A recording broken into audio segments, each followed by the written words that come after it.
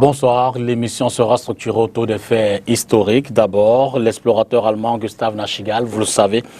Par ailleurs, envoyé spécial d'Otto von Bismarck, chancelier allemand de l'époque, hisse le 14 juillet 1884 le drapeau allemand sur le plateau Jos à Cameroun Town.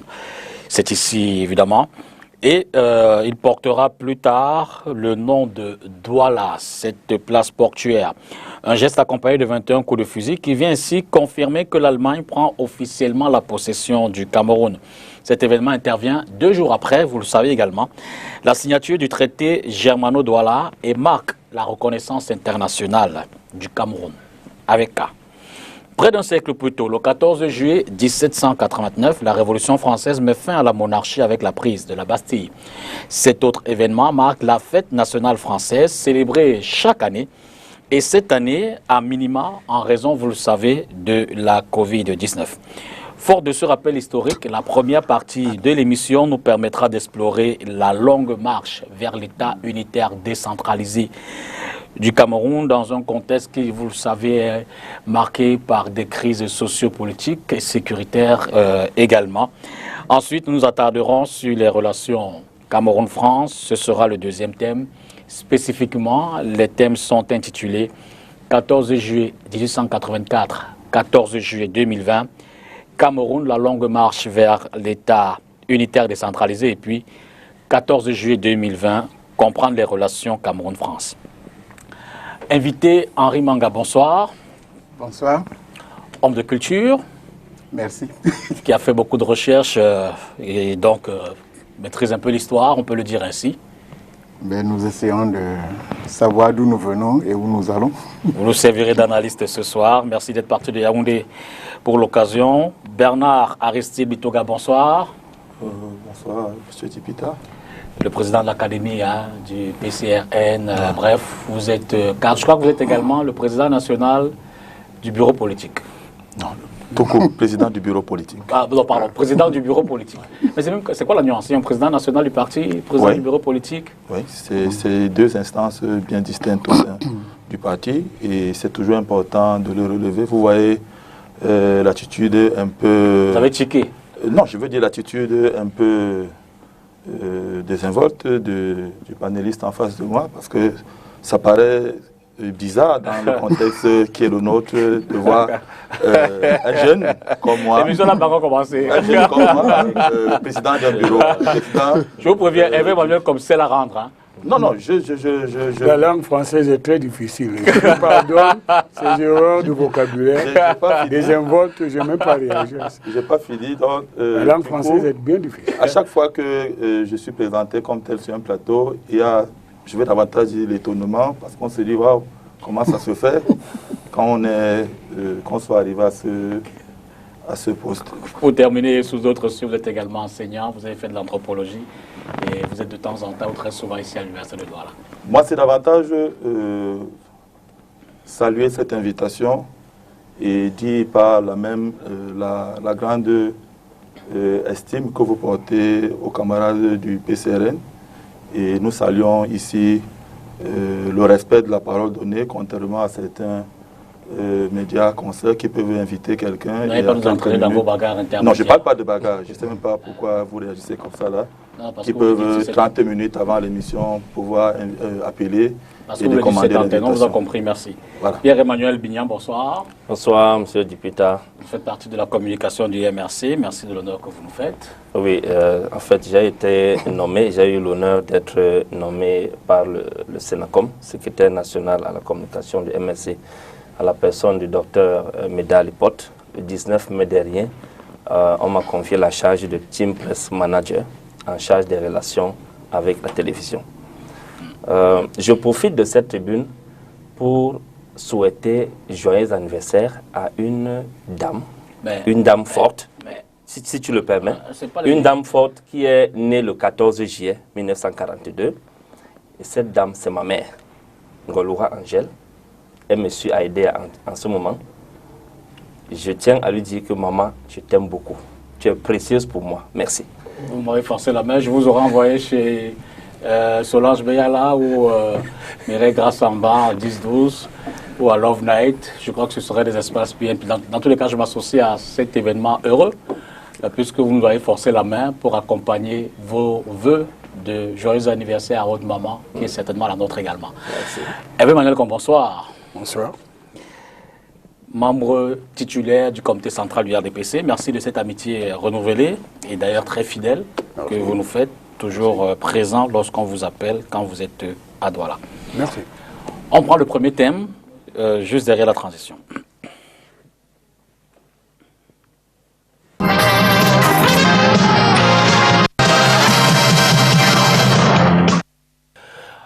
Henri Manga, on va peut-être commencer par vous. On revient en 1884. On va parler des acteurs, notamment pour davantage interroger leur notoriété, leur, voilà, leur représentativité, leur légitimité. Pour quelles raisons ces messieurs ont signé des traités, au nom de qui, pourquoi engagent-ils deux États, ou du moins à l'époque l'État allemand et puis ce qui était comme des parcelles de terre ici du côté du Cameroun. Qui était-il et quelle légitimité avait-il en 1884 pour signer des documents aussi importants engageant des partis? Ok, je me dois d'abord de situer le contexte. Absolument.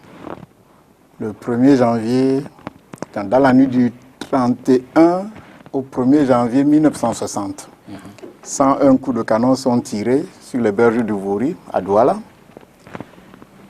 manifestant ainsi le retour à l'indépendance de notre pays. 136 ans auparavant, 21 coups de canon, vous l'avez dit tout à l'heure, tirés à partir de la corvette d'Immeuve, bâtiment de guerre confié au commissaire du Reich Nachtigal, pour venir signer avec les chefs de Cameroun. Cameroun, c'était la ville de Douala à l'époque.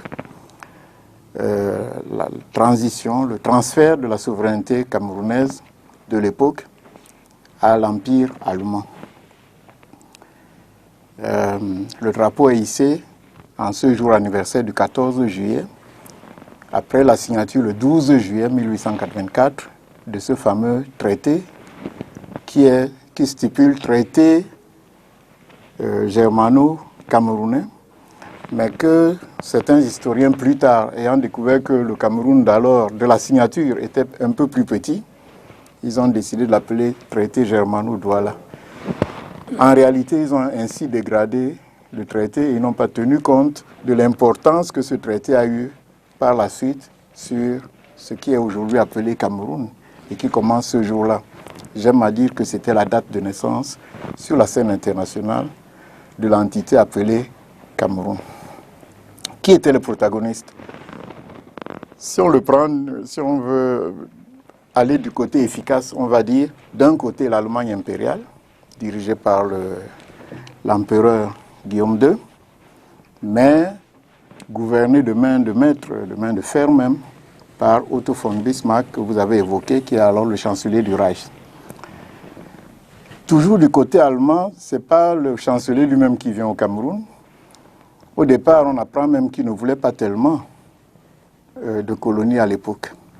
Mais quelqu'un lui a forcé la main. C'est la maison Wehrmann, dirigée par M. Adolf Wehrmann, qui est le chef de cette maison, même qui était devenue la plus grande maison de commerce depuis une vingtaine d'années sur les berges du Vouri, qui dépassait même en importance les plus nombreux et plus anciennes maisons anglaises.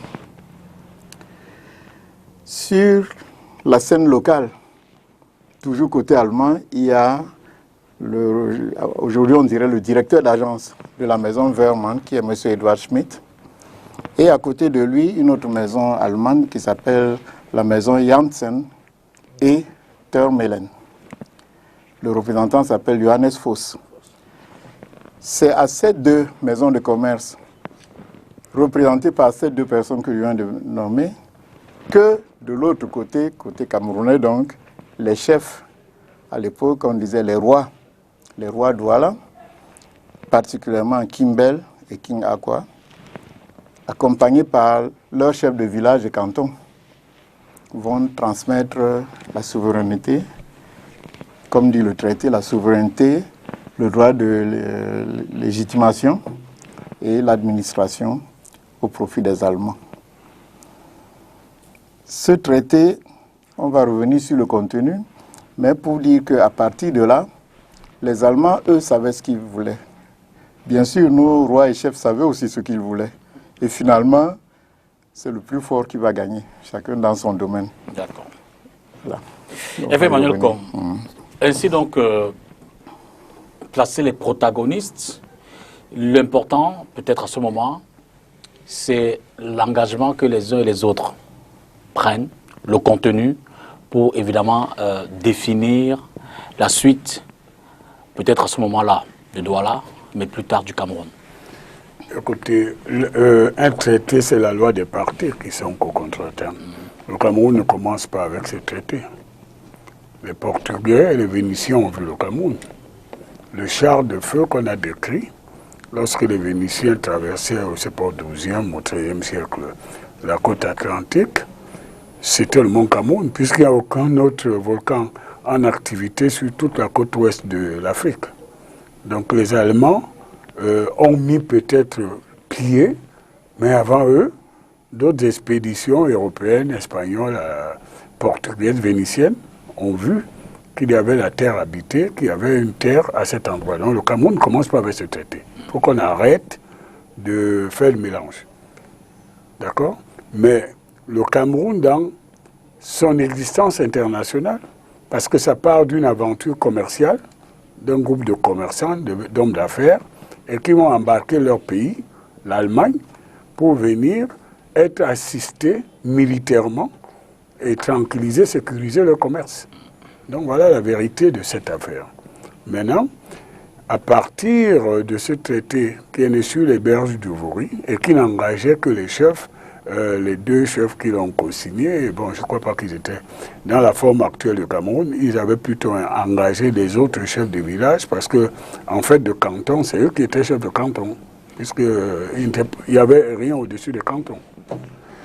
Donc, ça va créer une existence internationale et une histoire que nous vivons jusqu'à ce jour, qui est sinusoïdale et avec des problèmes qui nous concernent. Je fais vite télégraphiquement, avec des problèmes internes à l'Europe, des rapports de force militaire et économique.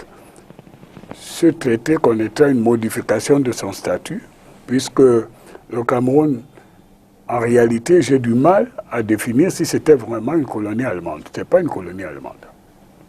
C'était un territoire sous administration, enfin un territoire occupé par les Allemands et qui n'avait pas la définition moderne que nous avons en sciences politiques aujourd'hui, c'est que c'est qu'une colonie.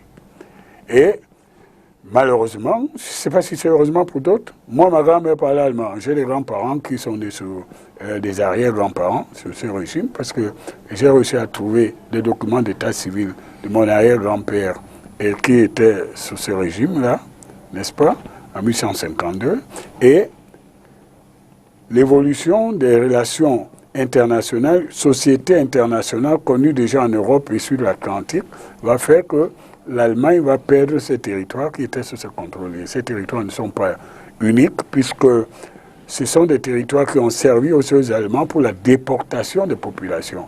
Si vous allez aujourd'hui en Namibie, vous trouverez des populations qui portent exactement les mêmes noms que les populations camerounaises ou togolaises. Ce sont des endroits où on a amené les récalcitrants qui faisaient de la résistance. Arrive ce qu'on appelle le traité de Versailles, qui va déposséder et créer la situation là internationale, parce que les populations dans l'Interland n'avaient pas donné un mandat aux signataires de l'accord avec les Allemands. Donc ce sont des territoires qui vont être soumis à une administration militarisée de force et qui vont accepter ce mandat. Donc là, on va vivre par la voie de conquête la création d'une identité nationale qui va s'appeler Cameroun plus tard. Parce que si vous prenez les populations dans ce qu'on appelle aujourd'hui le septentrion, beaucoup de ces populations se trouvaient sur des territoires qu'on peut appeler aujourd'hui le Tchad ou le Niger. Donc, il faut être extrêmement prudent dans la définition de ce truc. C'est que nous sommes en fait le premier enfant de la Société des Nations parce que nous allons entrer dans l'histoire malgré nous mais avec des séquencements qui font que certains engageaient d'autres qui n'étaient pas partis au contrat. Et on appréciera l'impact tout à l'heure, Voilà. toujours dans cette première partie de l'émission. Et on a des conséquences. Oui, justement, c'est aussi l'un des enjeux. Aristide, est-ce qu'à l'époque, lorsque les chefs de canton signent ces traités-là, avez-vous le sentiment qu'ils maîtrisent ou alors qu'ils perçoivent véritablement l'enjeu global, au-delà de leur canton, de l'engagement qu'ils prennent? Bon, peut-être avant de répondre à votre question, présenter mes excuses à l'aîné qui s'est senti peut-être... Ok. Vraiment, c'était juste pour gommer cet écart de langage-là et attendre de vous que vous me pardonnez pour cela. Okay. Maintenant, par rapport à la question que vous posez, moi, en tant qu'anthropologue et plus tard dans l'analyse, la casquette politique que je développerai m'interpelle davantage ici sur un concept assez fort qui est celui de la communauté des destins. Parce que, à la réalité, c'est quelques individus qui ont engagé tout un, appelons ça, tout un territoire. Et je doute que les chefs douala qui sont concernés comme acteurs dans le cadre de la signature de ce traité-là avaient une parfaite connaissance de l'Interland. Ça, je doute.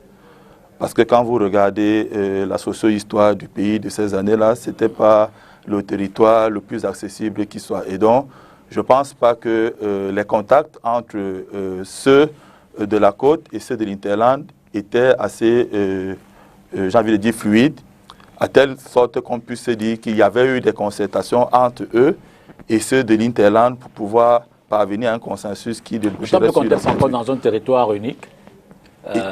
Et c'est pour ça que moi je dis donc qu'il est important ici de prendre la pleine mesure de ceux qui sont aux commandes des affaires. Parce que voyez-vous, les guerres ne sont jamais à l'origine l'affaire de 1000 personnes. C'est souvent une ou deux personnes qui sont à la clé d'une guerre. Et on verra par la suite que ce soit la Première Guerre mondiale, la Deuxième Guerre mondiale, qui entre très bien dans le cadrage temporel que vous avez défini. On comprendra que c'est quelques individus qui ont plongé l'humanité tout entière dans ces deux guerres. Et donc, aujourd'hui, on en parle, mais à la réalité, c'est quelques chefs sur la base de quelques aspirations et de quelques intérêts liés, j'ai envie de dire ici, à la convoitise derrière les quelques produits manufacturés qui leur avaient été présentés, sont arrivés à ce genre de traité. Mais on ne peut pas les remettre en cause aujourd'hui parce que ce qui est fait est fait. Il est davantage aujourd'hui question de tirer les leçons de tout ça et de voir comment nous avançons. Parce qu'aujourd'hui, on peut aujourd'hui se poser la question, est-ce qu'il parlait pour nous? Et s'il ne parlait pas pour nous, qu'est-ce qu'on fait? Est-ce qu'on rentre à l'ONU pour dire il faut gommer cette partie de l'histoire et arriver à un consensus de toutes les communautés camerounaises pour redéfinir un nouveau traité? Ça peut s'apparenter à de l'utopie, mais en principe, on devrait pouvoir questionner ce genre de traité, c'est-à-dire que ceux de nos chefs, je parle du Grand Sud, du Grand Nord, et des Grassfield, qui n'avaient pas été associés, mais qui ont subi, et que nous subissons aujourd'hui, parce que plus tard, il faudra bien qu'on puisse parler du vivre ensemble qui est accolé à tous ces actes. Absolument. Et toutes les tensions aujourd'hui, la montée en puissance de tous ces communautarismes, c'est derrière tout ça. Parce qu'aujourd'hui, comment est-ce qu'on assume un héritage comme celui-là lorsqu'il n'a pas été discuté par l'ensemble des communautés? Parce que même s'il n'y avait pas un territoire étiqueté Cameroun, il n'en demeure pas moins vrai que c'était un territoire où des populations vivaient. Pierre-Emmanuel, peut-on interroger avec beaucoup de recul, évidemment, plus d'un siècle, les motivations? Évidemment, c'était les traités de commerce. Donc, au-delà des simples questions commerciales, je reviens sur la première question. Est-ce que les partis, notamment les représentants du côté Douala, en avaient la grande mesure? Je veux dire que, est-ce qu'ils ont suffisamment apprécié l'engagement qu'ils prenaient? Je vais un peu revenir sur ce que l'aîné Emmanuel Com a soulevé au départ, à savoir, le Cameroun ne commence pas avec ce traité au Germano-Douala. le 12 juillet 1884. Il faut relever ici qu'en 1845, Alfred Sacker arrive au Cameroun également. Il fonde la ville de Tchang en 1858, bien avant, une quarantaine, cinquantaine d'années avant que les Allemands. Donc, comme Emmanuel a dit, il n'y a pas que ces Allemands qui étaient présents au Cameroun. Il y avait des marchands portugais qui étaient là, il y avait les Anglais qui avaient les maisons de commerce, les Hollandais, et puis les Allemands sont venus aussi. Et pourquoi l'histoire retient particulièrement ces dates? À cause des traités? Donc, maintenant, les chefs Douala, les deux, Dika Akwa et puis le deuxième là, n'avaient pas, comme on peut dire généralement, ils n'avaient pas l'arme sur leur tempe pour forcément signer cet accord. Mais les Allemands ont mis en avant certains atouts commerciaux. Ils ont par exemple proposé qu'ils devaient faire du port de Douala l'un des plus grands ports en Afrique. Donc, ils ont défini un certain nombre d'accords dans les termes de contrat qui étaient quand même alléchants. Alors, là où c'est pas bien, et nous continuons à subir aujourd'hui, comme mon panéliste du PCRN vient de le dire, c'est que le manque de consensus a commencé à partir de ce moment-là. Vous voyez dans l'histoire, à un moment donné, par exemple, le roi Njoya a été considéré comme un traître. Mais si on questionne 100 ans après ou 120 ans après, est-ce que Njoya était vraiment un traître? Puisque Njoya, lui, il a estimé qu'il avait de très bonnes relations avec les Allemands.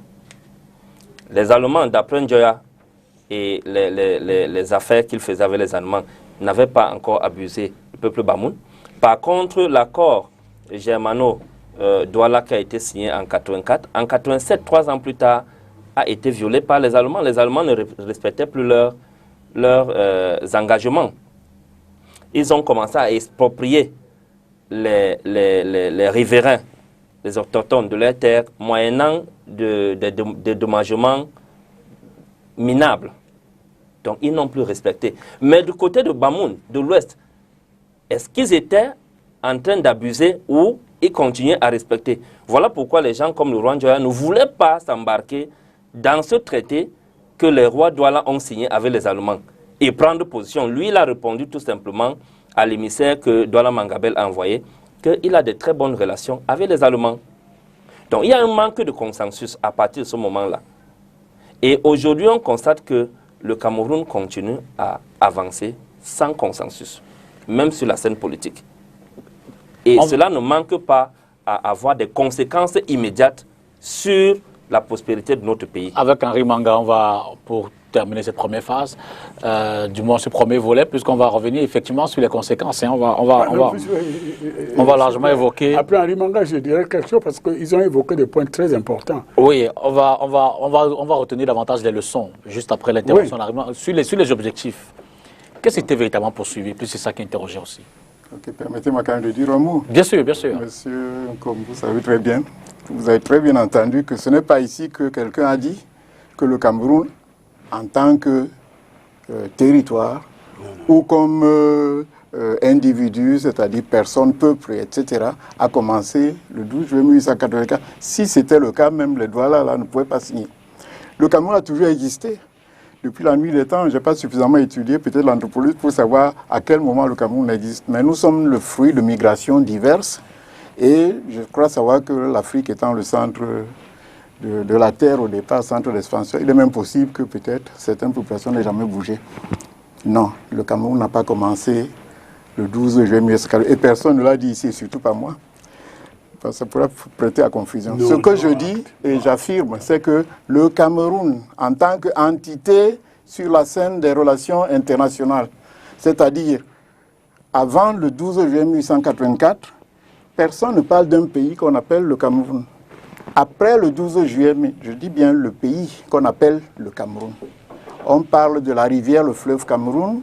On a le Carthaginois, non, 4 siècles avant, qui a dit qu'il a vu le char de Dieu, etc. Mais je dis le mot Cameroun et surtout la signification actuelle du mot Cameroun, qui signifie un pays situé au fond du golfe de Guinée, que nous avons appris, qu'on appelle aujourd'hui triangle national, n'existe pas avant le 12 juillet. Et le débat là-dessus peut être intéressant, mais en réalité, bon, on perdrait un peu de temps. Ce qui est important ici, c'est de dire ce traité a été signé, ce traité a entraîné l'existence du Cameroun exactement comme vous l'avez évoqué, peut-être la Première Guerre mondiale, sans le coup de feu à Sarajevo, peut-être la Première Guerre mondiale n'aurait pas éclaté, en tout cas pas là, et pas de cette forme-là.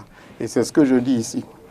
Deuxièmement, effectivement, le Cameroun d'alors n'était pas le Cameroun d'après le traité. Le Cameroun d'après le traité est devenu celui-là, en réalité, à partir de la conférence de Berlin, qui commence environ 4 mois plus tard, qui est convoqué par justement le chancelier Otto von Bismarck. Et là, il s'agit peut-être pas de commerce local, il s'agit plus de simple ivoire, mais il s'agit de grandes puissances du monde qui se taillent l'Afrique et nous nous plaignons suffisamment de cela. Ce n'est pas moi qui vais dire que ce n'est pas le cas. Mais c'est là, à la conférence de Berlin, que ce Cameroun, engagé effectivement par Kimbell et King Akwa de l'époque, devient donc un Cameroun qui est attribué, reconnu internationalement à l'Allemagne comme protectorat, effectivement, je n'ai jamais dit qu'il était une colonie, comme protectorat allemand. Et ce protectorat-là, en 1885, c'est-à-dire quelques mois après la signature, la carte existe, 495 000 km², plus grand que le Cameroun actuel. En 1911, ce même Cameroun aura pratiquement 800 000 km². Bon, pour vous dire qu'il y a un déclencheur historique dans notre pays. Quand on parle de notre pays, j'ai dit 1960, indépendance, 12 juillet 1880, naissance de cette entité internationale qu'on appelle le Cameroun. Maintenant, on peut discuter de la légitimité. Vous direz un mot sur les objectifs et puis on revient donc sur les leçons à retenir. Les objectifs, je crois qu'il les a évoqués un peu, bon, disons que dans un premier temps, je dirais, d'un côté, les Allemands, qu'est-ce qu'ils veulent? Dans un premier temps, le chancelier Bismarck, il veut s'imposer comme une nouvelle puissance en Europe. L'Allemagne devient une nouvelle puissance. La puissance, juste avant, c'est l'Angleterre. Avec le développement industriel, l'Angleterre est devenue la grande puissance européenne. Mais ce qui s'est passé, c'est qu'au moment dont nous parlons, là, 1884, l'Allemagne a connu un développement industriel énorme. Pour la première fois de l'histoire de l'Allemagne est unie.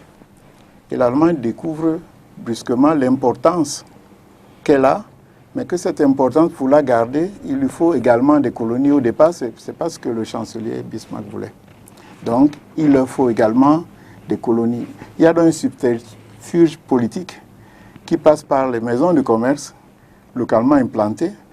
Pratiquement le jour là même de la signature du traité avec les maisons de commerce, ces maisons en appellent à la protection de l'Allemagne impériale qui leur donne la protection et c'est pratiquement le début finalement du protectorat non plus entre les maisons de commerce et le Cameroun, mais entre l'Allemagne impériale et le Cameroun. Et en 1885, on a immédiatement le premier gouverneur, Freiherr von Zollern, qui est le premier gouverneur au Cameroun.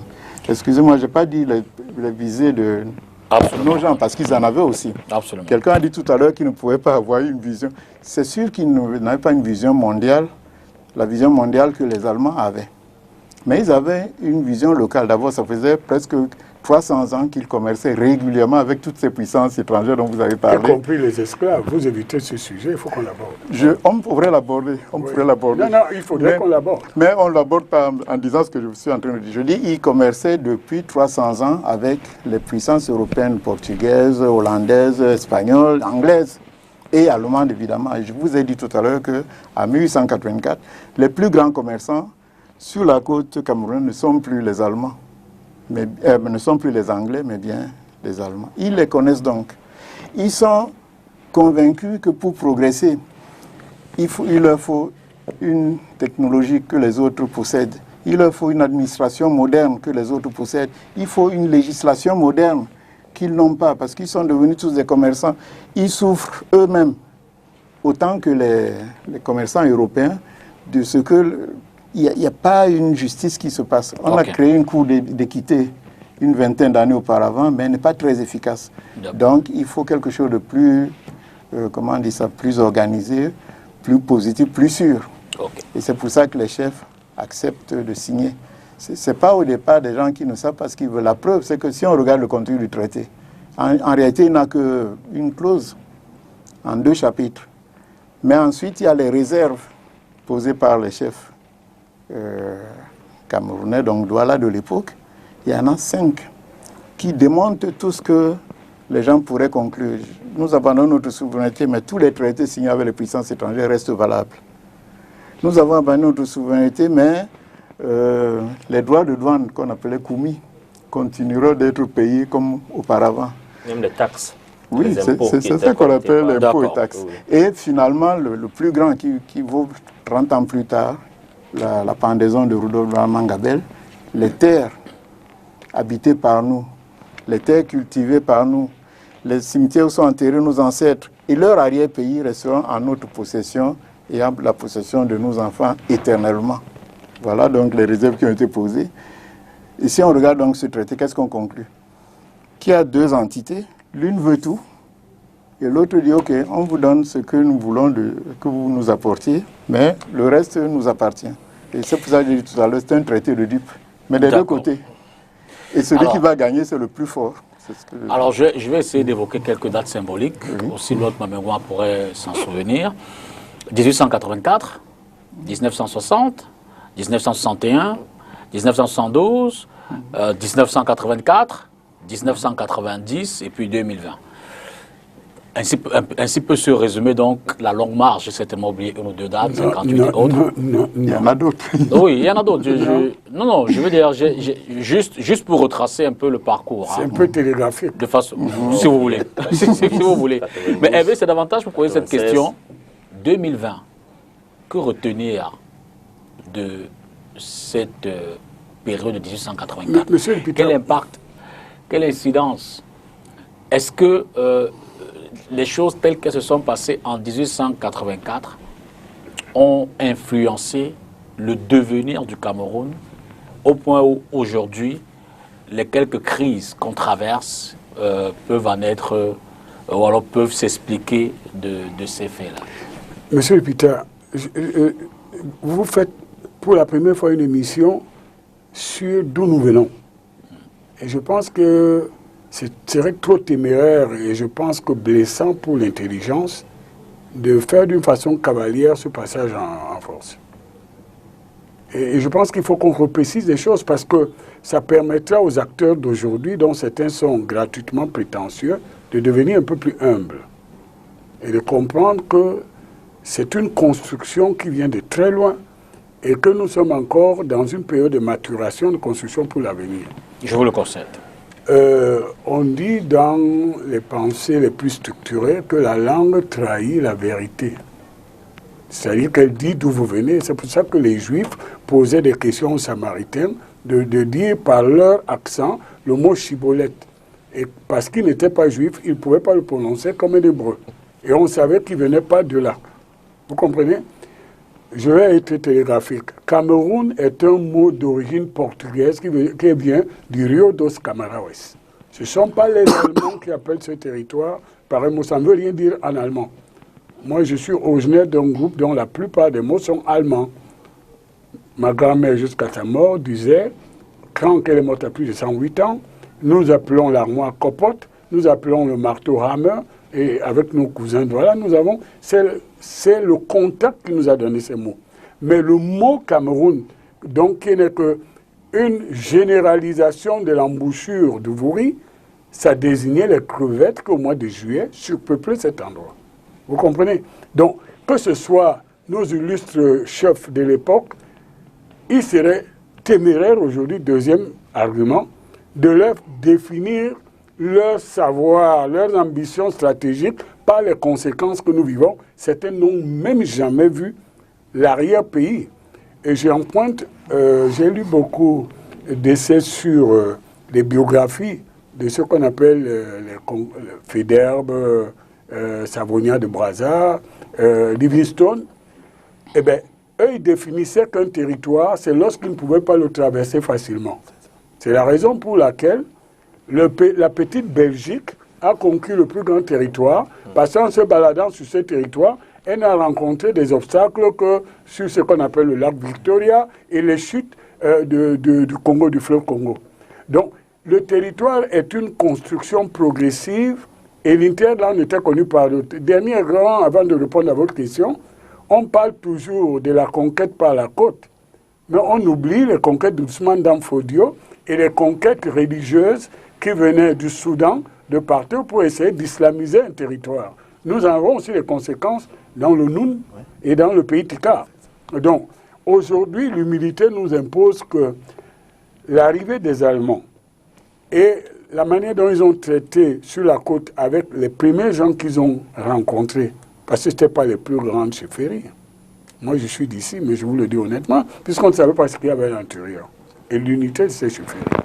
En plus, le commerce qui était fort est qu'ils devinaient qui était derrière, parce qu'il y avait des endroits, comme avant Tico ici, où c'était carrément des comptoirs pour vendre des esclaves.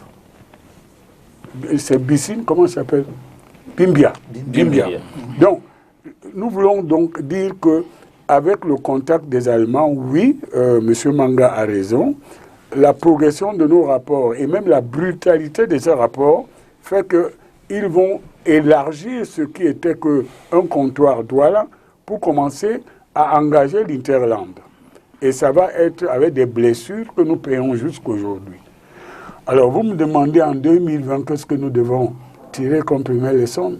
D'abord, c'est que nous sommes une nation en construction et que nous avons un destin commun maintenant par l'histoire et le temps qui commence à passer. Mais au départ, nous avons à l'intérieur de ce territoire qu'on appelle Cameroun, des gens qui ne se connaissaient pas. C'est par le vivre ensemble et la paix que nous avons appris et avec tout ce que l'histoire fait. En plus, la Société des Nations qui va naître, là je vais vite, et l'ONU vont nous imposer de dire que l'article 3 de l'Organisation de l'Unité africaine qui devient l'Union africaine, article 3 d'intangibilité des frontières. C'est-à-dire qu'au moment où on vous déclare indépendant, c'est-à-dire avec un statut international, si vous êtes à l'intérieur de tel territoire, vous ne sortez plus de là. Vous êtes dans ce pays. Ce qui fait que, comment il s'appelle, Rebouba est chef des populations qui sont au-delà des frontières camerounaises. Vous avez des chefs dans notre pays qui sont chefs des populations au Nigeria et au Cameroun. Vous avez des chefs dans notre pays qui sont des populations jusqu'en Centrafrique. Vous avez des chefs et je peux vous donner des exemples. Donc, nous avons donc là un pays extraordinaire qui naît d'une histoire extraordinaire avec ses convulsions, mais honnêtement, il faut faire très attention en faisant croire que le Cameroun, c'était simplement deux personnes qui avaient signé un traité sur un comptoir commercial et colonial. Ce n'est pas exact. Que peut-on retenir de tous ces faits-là, Pierre-Emmanuel? Bon, comme les uns et les autres ont dit, ce serait quand même cavaler que de résumer ce parcours de 84 à 2020. Mais moi, je vais un peu retenir certaines dates de détente, comme tu as indiqué préalablement.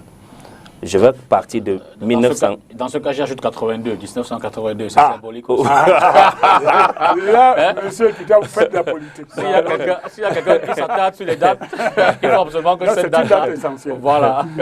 À partir de 1919, avec la conférence de Versailles, le Cameroun est confié, son administration est confiée à ces deux pays, l'Angleterre et la France. Et puis, on est placé sous mandat de la Société des Nations. En 1945, on est placé sous mandat des Nations Unies.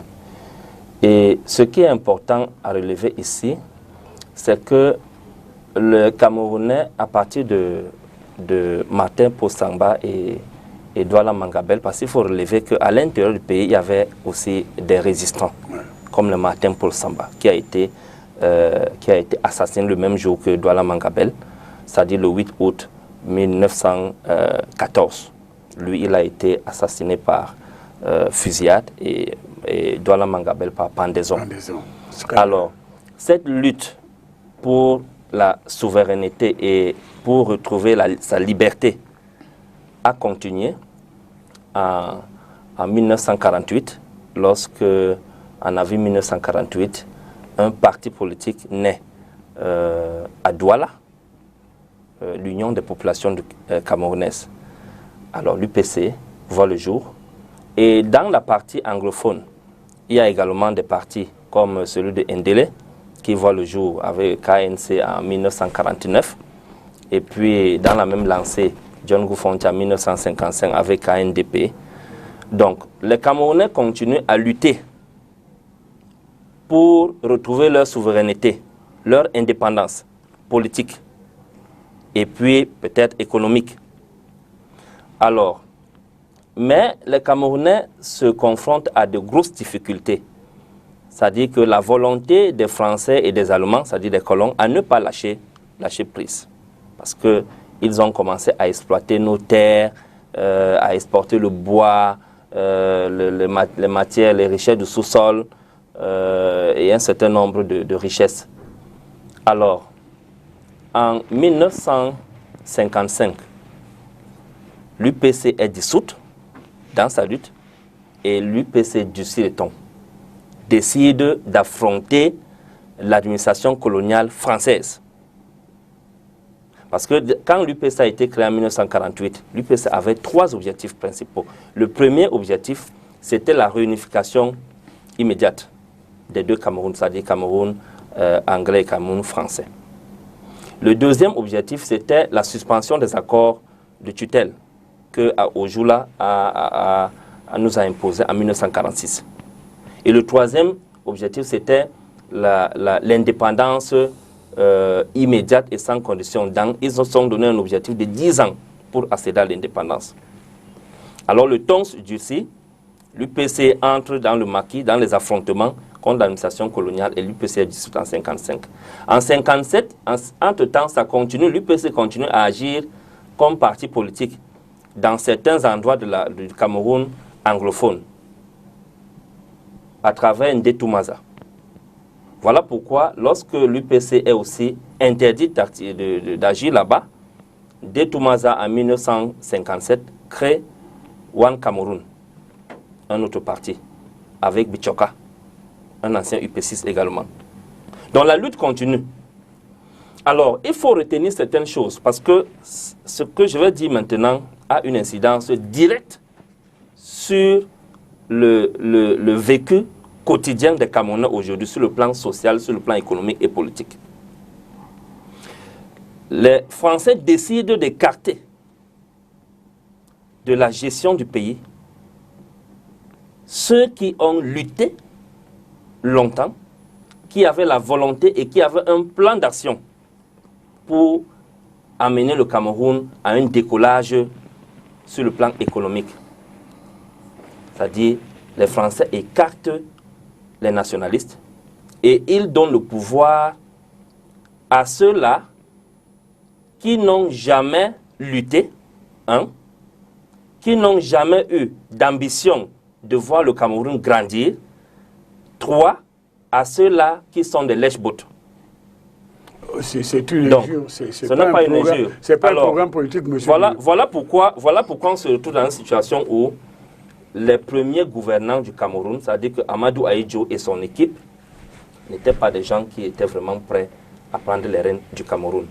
Alors, nous continuons à naviguer de cette façon-là. En 61, le 11 février, il y a eu référendum d'autodétermination des 2 Cameroun, le Southern Cameroun et le Northern Cameroun anglophone. Il y a le Northern Cameroun qui se rallie au Nigeria et puis le Southern se rallie au Cameroun français, au Cameroun anglophone, francophone. Donc voilà comment, le 1er octobre 1961, il y a la première république fédérale avec une constitution fédérale, Ahidjo et les John Goufontia. En 1972, nous acheminons vers la République unie du Cameroun. Et puis on part de là, en 1982, le président Paul Biya accède au pouvoir. Mais ce qu'il faut relever ici, c'est que de 1960 à 1982, le Cameroun, par exemple, sur le plan économique, le Cameroun est le premier pays à lancer une compagnie aérienne dans toute l'Afrique subsaharienne, c'est-à-dire que la Camer, et qui jusqu'à 1982 avait 13 appareils, parmi lesquels 4 Boeing 747 et puis 7 autres gros appareils. Mais de 82 à 2020, tout le monde connaît le bilan de ce qui est arrivé aujourd'hui avec Cameroun, qui n'est plus que l'ombre d'elle-même comme compagnie. Alors, on continue à s'acheminer comme ça vers la gestion de notre pays et la destinée de notre pays sans consensus, en écartant ceux qui ont la volonté à ce que le Cameroun soit prospère. Et nous vivons la même situation aujourd'hui. Je crois qu'après avoir suivi un tel exposé, j'en veux à mort aux chefs douala qui ont signé ce traité. Si la corrélation peut être établie avec ce traité, tout ce déroulé qui a été fait. Les chefs douala n'étaient plus là. Comprenez, je vous sais très intelligent, M. Dipi. Moi, je vais revenir à 1884 et comme tous les autres panélistes, essayer d'évoluer.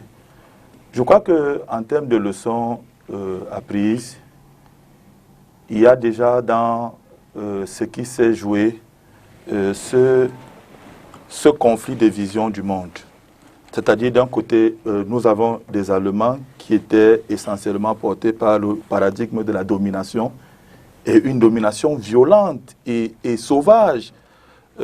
J'en veux pour preuve, il y a des noms qui sont très négatifs chez nous du côté de Bipindi. Lorsque vous évoquez certains noms comme Zenker, des gens qui ont 80, 90 ans. Je suis parenté aux Zenker. Voilà.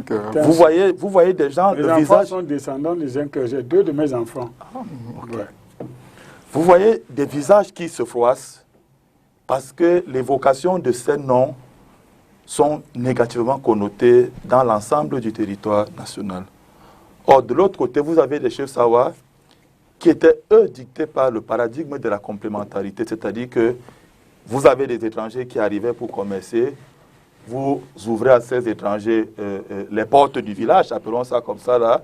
C'est vraiment, comment je vais dire ça, la grande convivialité, je veux dire quoi, le grand humanisme qu'on sait aux Africains, et vous vous rendez compte par la suite que cet humanisme se retourne par la suite contre vous et vous devenez esclave.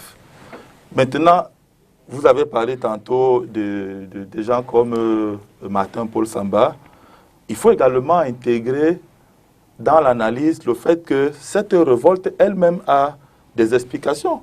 Martin Paul Samba se révolte ayant fait un séjour en Allemagne. C'est-à-dire qu'il y a également dans ce qui s'est joué une ouverture d'esprit des nôtres grâce au contact avec l'Occident. Mais ceux qui ne sont pas partis, ils n'avaient pas connaissance de ce qui se passait là-bas et des enjeux liés à ces différents traités qui avaient été signés. Et donc, ils n'étaient pas aussi engagés comme ceux qui étaient partis, qui avaient vu comment ça se passait là-bas, qui avaient pu voir des Blancs pleurer, qui avaient pu voir des Blancs qui dormaient dans la rue. Et une fois revenus ici, le rapport, le complexe du Blanc s'était un peu estompé.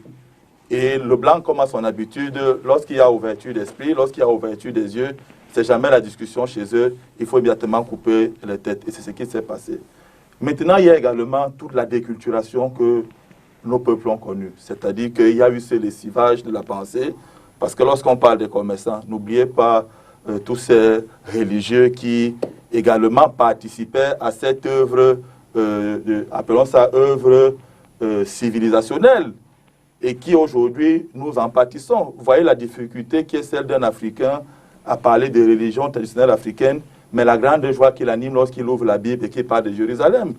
Ça également, ça allait chercher dans ces traités qui ont ouvert effectivement ces portes à tous ces Blancs qui sont arrivés, qui nous ont dit c'est pas important d'avoir des richesses, c'est pas important de s'intéresser au matériel, il faut davantage aspirer à ce qui est céleste. Il y a également dans ça l'introduction d'un certain nombre de cultures au Cameroun.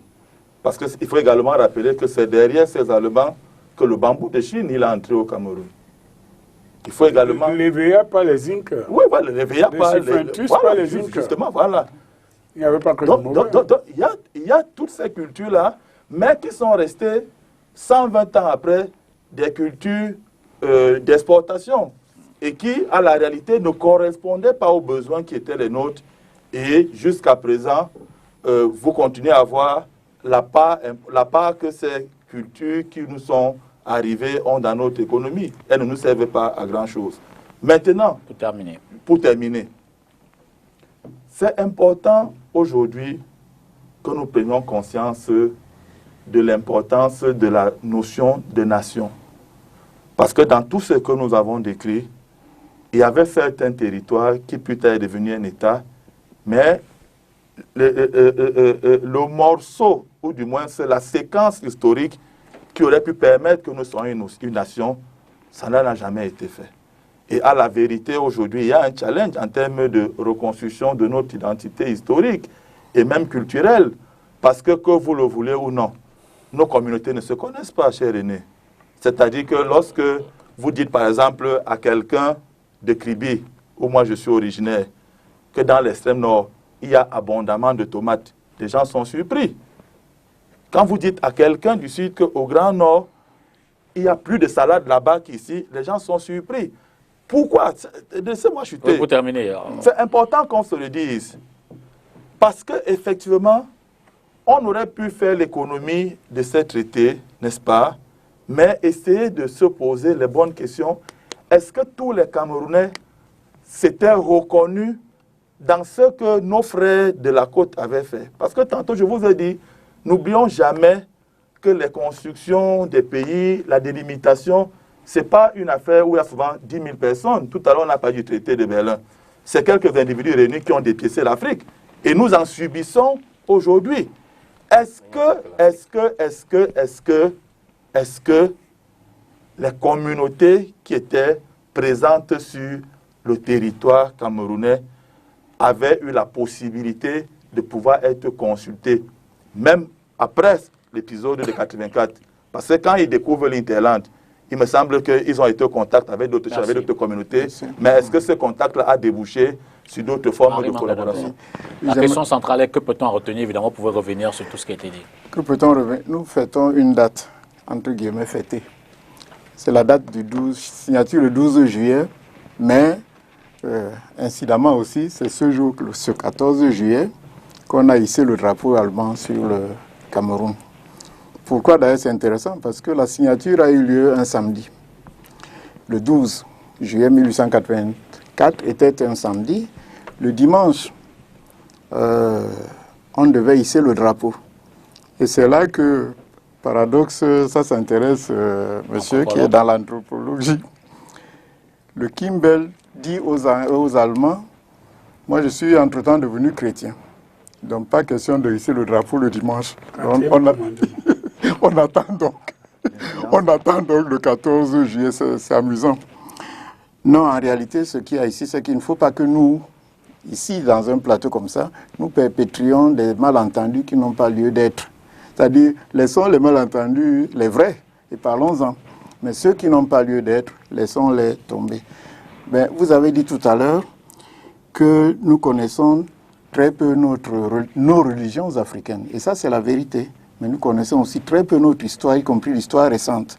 Par exemple, affirmer ici que nos ancêtres de la côte ne connaissaient pas l'Interland, c'est totalement ignorer ce Cameroun justement d'avant 1884. Le Cameroun de 1884 est organisé en zones où c'est-à-dire chacun connaît ceux qui sont derrière eux. Ils ont des communications. Les marchandises passent de très très loin jusqu'à la côte. Par exemple, l'ivoire vient de très loin, à l'intérieur de notre territoire pour arriver. Et pour qu'il arrive, il y a une organisation qui existait, une véritable organisation. Et d'ailleurs, comment on appelle ça? Une assemblée, entre guillemets, assemblée traditionnelle aujourd'hui, organisait les routes du commerce sur la côte jusqu'à un certain niveau et ainsi de suite. 30 ans plus tard, on n'est pas trop loin de 1884, lorsque le premier mouvement nationaliste naît au Cameroun. Je dis le premier mouvement reconnu comme nationaliste. On parle de proto-nationalisme. Rudolf Valamangabel, le Martin-Paul Samba, le roi Nguya n'a pas à ce moment précis pris part, mais le chef de Tchang, le chef de Bali, Fonyonga, le chef de Tchang à l'époque s'appelait Tatan, ou bien Tétan, parce qu'on écrivait A, mais peut-être c'est Tétan. Mais tous ces gens ont participé et la communication existait jusqu'au fin fond de ce qu'on peut appeler l'intérieur du pays. Donc il faut... était déjà colonisé. Pardon? L'Interland était déjà colonisé.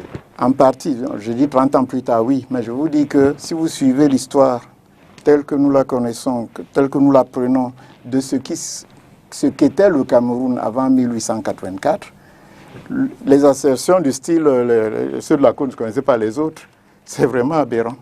Il y a même des tribus qui étaient des tribus intermédiaires, par exemple les Aoussa. Bon, sont-ils Camerounais? Sont-ils d'ailleurs? Les Aoussa n'ont jamais été Camerounais. Ils sont devenus. C'est ce que vous dites. Mais à l'époque, ils n'étaient même pas. À l'époque, ils n'étaient même pas. Il faut respecter l'histoire. Ils n'étaient même pas nigérians. Ouais. Les Aoussa étaient les Aoussa. Ouais. Mais c'est eux qui étaient les principaux. Laissez-moi dire, c'est eux qui circulaient à l'époque d'est en ouest et du nord au sud. Et tout le monde connaissait les Aoussa, les gens savaient où ils allaient, on leur donnait des missions pour revenir avec des types de marchandises, etc. Je donne un exemple de ce que vous ne pouvez pas dire que les gens ne se connaissaient pas. Ils se connaissaient mais parfaitement, pour la plupart. Alors, quelle leçon donc, pour terminer avec lui? Bon, oui, parce que j'aimerais qu'on ne polémique. Il n'y a pas de polémique, simplement. Non, je dis on ne construit pas l'histoire sur les malentendus. Non, mais justement, là, il faut qu'on prenne le temps d'en débattre. Il faut faire une émission pour ça. Absolument. Il faut savoir qui était là, qui faisait quoi. Oui, et surtout, il ne faut pas aussi... Peut-être que je reviendrai sur le concept même de connaissance, parce que j'ai le sentiment qu'on était dans connaissance quelque chose d'assez léger, parce que le simple contact ne définit pas la connaissance des communautés. Bien entendu, même aujourd'hui, on ne se connaît pas assez. Donc ça peut être aberrant lorsque, anthropologue que je suis, je vous dis que même en 2020, les Camerounais ne se connaissent pas. Bien entendu, mais je veux dire, vous pouvez le dire même pour les Français, pour les Anglais, pour les Américains. Qu'est-ce qu'on en retient? Les gens ne se connaissent pas, c'est ce que vous voulez dire. Mais si vous l'avez dit, vous ne faites pas notre histoire. Quand vous parlez de notre histoire, il faut reconnaître ce qu'il y avait. Et même, je dis, connaître ce qu'il y avait. Et autre chose que je tenais à dire, c'est que le principe même d'appartenir, c'est-à-dire d'être d'une autre entité, d'être victime de l'impérialisme, est même né de ceux-là même qui ont signé le traité. Je vous ai dit que pratiquement le mois qui a suivi, les premiers coups de canon tournaient ici, à Douala, à Bonaberi et à Bonapriso. Okay. Bon, donc pour dire tout cela, en fait, il y a un cheminement qui construit le nationalisme. Le cheminement, c'est le destin commun que nous avons eu ensemble. Je vous ai dit, les chefs Douala signent. Au moins, ils signent, ils savent très bien où ça va. C'est le Sao actuel.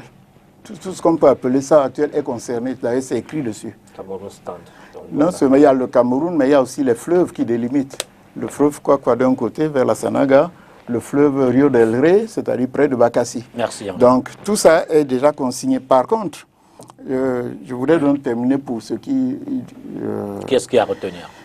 Qu'est-ce qu'il y a à retenir? D'abord, l'histoire d'un pays, c'est son histoire. On ne peut pas... Que tel ait fait ci, tel ait fait ça. Il y a même des gens qui sont des traîtres, ils sont la base d'un pays. Et ceux-là, dont on va parler, on va voir s'ils étaient traîtres ou pas dans une autre émission. Mais ce que je voulais vous dire ici, c'est que notre histoire commence ce jour-là.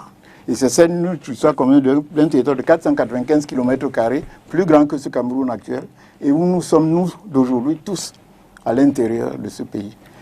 Et à partir de là, nous naviguons ensemble, et viennent donc les principales dates dont vous parlez. Mais moi, j'allais ajouter que la recherche de l'indépendance est née aussi de ces mêmes signataires du traité de 1884. Si ce n'est pas eux directement, c'est leur fils. En 1902, les premières protestations en Allemagne pour dénoncer le non-respect des traités. 1902. 1905, deuxième vague qui entraîne un certain nombre de choses, y compris la chute de von Puttkamer. Pas le premier, mais le gouverneur qui a mis 12 ans au Cameroun à cause de ces protestations, etc. Et ce qu'on doit retenir, c'est qu'on est déjà ensemble. Et qu'il faut qu'ensemble, nous puissions voir comment nous allons sur les leçons, continuer. Évidemment, vous allez reprendre tout ce qui a été dit, mais je veux dire que la question... L'histoire est devenue une discipline et donc elle est scientifique. Très scientifique. Ce n'est pas les raccourcis qu'on enseigne l'histoire. Si vous dites que oui, nous avons Jésus, mais oubliez que c'est ceux qui l'ont tué, c'était un tribunal constitué de Juifs, vous ne dites pas l'histoire, vous racontez des histoires. Le but n'est pas de mettre en cause ceux qui ont signé. Et personne de nous n'enlève la qualité de premier nationaliste à Douala Mangabel.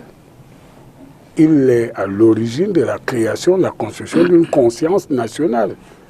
Mais nous disons, et c'est un point très important, et qui est d'ailleurs d'actualité. Je voudrais faire une parenthèse. M. Bignam et M. Mitouga, c'est leur habitude. Ils utilisent les grandes émissions en grande écoute pour faire les meetings de leur parti. C'est une question sur laquelle nous ne devions pas faire des grands enjambées, des grands écarts. Le genre, vous expliquez un moment de 1884 en disant c'est ce qui explique ça aujourd'hui. Je trouve que c'est très court. Donc, moi, ce que j'ai voulu introduire, c'est que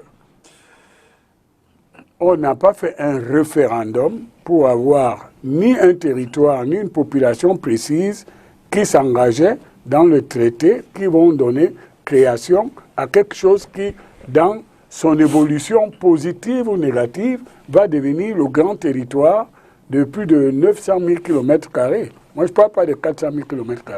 Mais ça va être en cela, et c'est pour ça que je suis très heureux de l'exemple que notre compatriote du PCRM a sorti, c'est-à-dire qu'il y avait bien sûr le traité à Douala, qui était pour moi un traité de comptoir, qui va devenir un traité d'État et avait des conséquences d'État aujourd'hui, mais c'était d'abord un traité de comptoir. Se connaître ne veut pas dire que parce que je viens vous livrer une marchandise dont on se connaît. Je viens vous livrer une marchandise parce que je suis un commerçant et je sais que quand je quitte Ndom, mon premier point où je livre la marchandise, c'est à la Dibamba. Celui que je trouve là, je lui livre la marchandise, mais paye, je m'en vais. Alors, je dois mais se connaître, s'il vous plaît. Excusez-moi, je dois devenir aussi scientifique. Et non, dire, vous êtes, mais laissez-moi vous dire philosophiquement qu'on ne se connaîtra vraiment jamais, parce que ce n'est pas non plus parce qu'on vit ensemble. Je vous l'accorde. Le vôtre aussi. C'est-à-dire, en réalité, bon, il ne faut pas insister là-dessus. Nos peuples se connaissaient, monsieur Nko. C'est-à-dire, vous ne pouvez pas dire que les Bassans ne connaissaient pas les Douala, les Bassans ne connaissaient pas les Zéros. C'est de ça que j'ai parlé. Non, et c'est de ça que moi je parle. Je dis que ces peuples se connaissaient. Pourquoi vous insistez là-dessus? Est-ce que vous pouvez me laisser parler, monsieur? Bien entendu, mais ce n'est pas parce que je ne vous laisse pas parler. C'est pas vous que je réponds. Oui, mais moi, je vous parle quand même. Je vous dis. Le problème, c'est qui? Attendez, le problème, est-ce que c'est de dire qui parle ou qui ne parle pas? Le problème, c'est de dire, vous avez dit quelque chose, et je vous dis, attention, ne venez pas dire ici des choses qui ne sont pas. Ah. Bon, et parce que l'histoire est justement scientifique. L'histoire est véritablement scientifique. Merci, Henri. Si vous dites que vous ne connaissez pas, que les peuples locaux ne se connaissaient pas en 1884, vous êtes dans le faux. Merci, on vous a compris. Allez chercher, monsieur l'anthropologue. Allez-y, Eve. Je n'ai pas besoin d'anthropologue, c'est le bon sens. Non, et par ma naissance, je sais qui se connaissait. Okay, bien sûr. Et je sais qui était le premier arrivé, qui est arrivé après, mais ce n'est pas le débat. Quand je parle de se connaître, ça veut dire qu'ils avaient une organisation politique, des relais, une opinion sur l'évolution de ce qui arrivait avec eux. Mais là, leur connaissance était tout simplement une connaissance intéressée, une connaissance entre elles, et n'avait pas de lien de suzeraineté entre elles. Les gens qui étaient ici sur la côte n'avaient aucune autorité sur ce qui était à l'intérieur. C'était des voisins qui s'acceptaient et qui habitaient un territoire.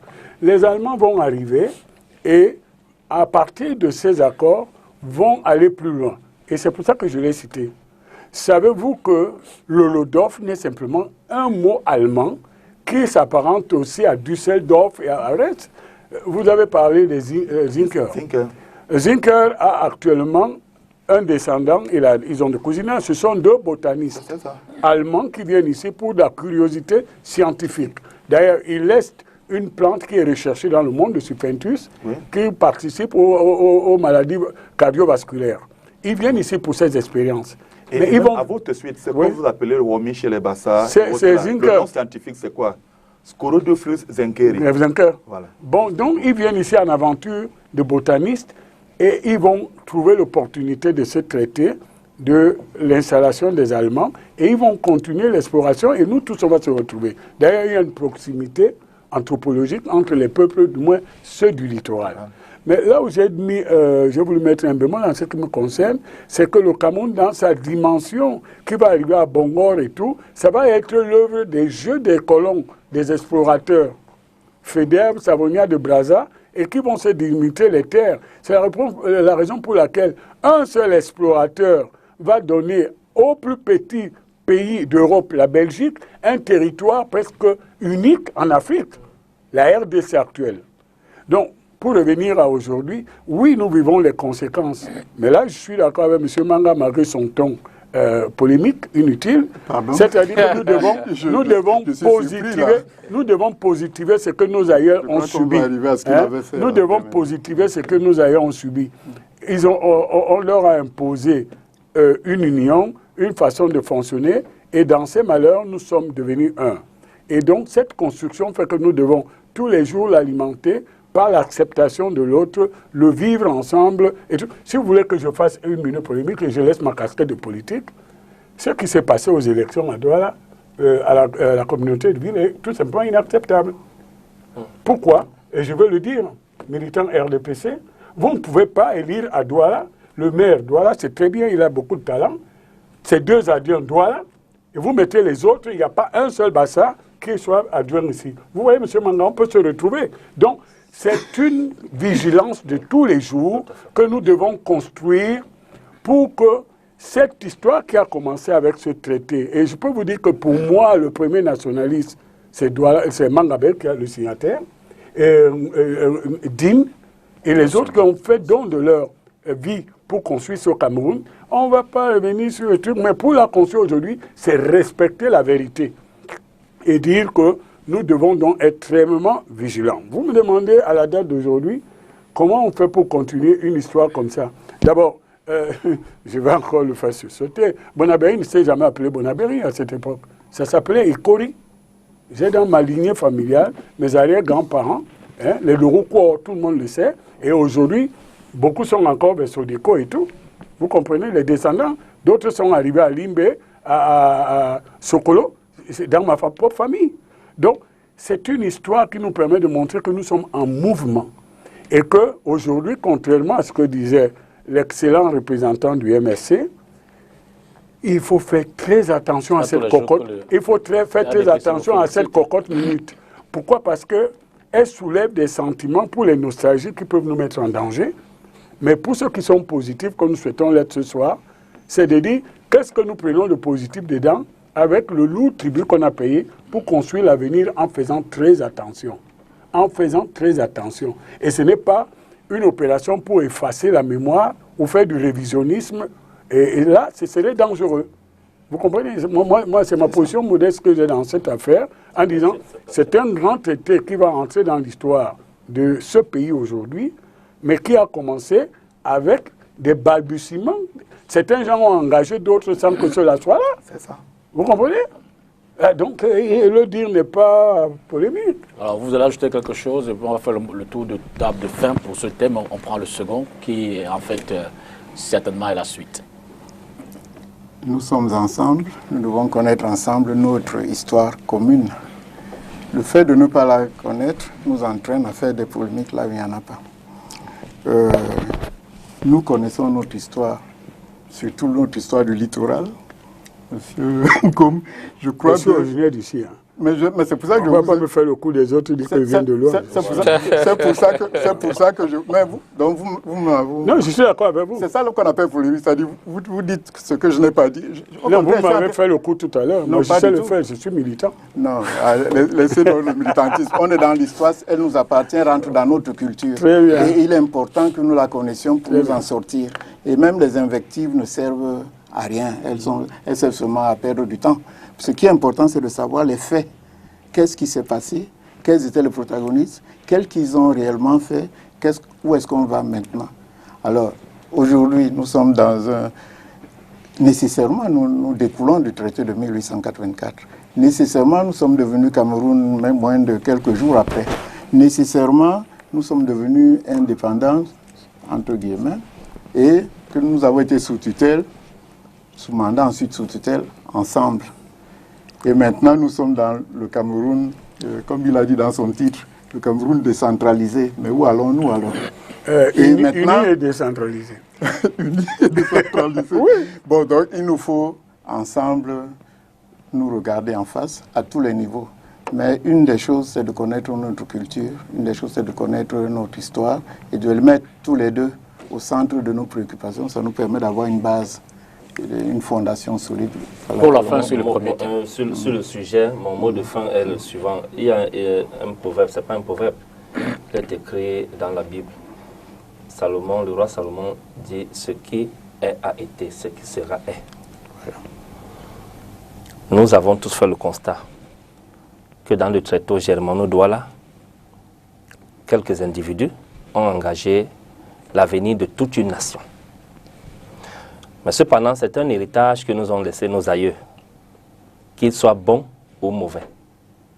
Si nous voulons la prospérité pour notre pays, il est temps qu'aujourd'hui, et c'est là où je suis d'accord avec Emmanuel Com, qu'on ne fasse pas comme si on veut gommer la version originale de cela, mais qu'on garde la version originale de cette histoire comme un acquis et qu'on se mette à travailler pour ne plus se retrouver dans les mêmes situations.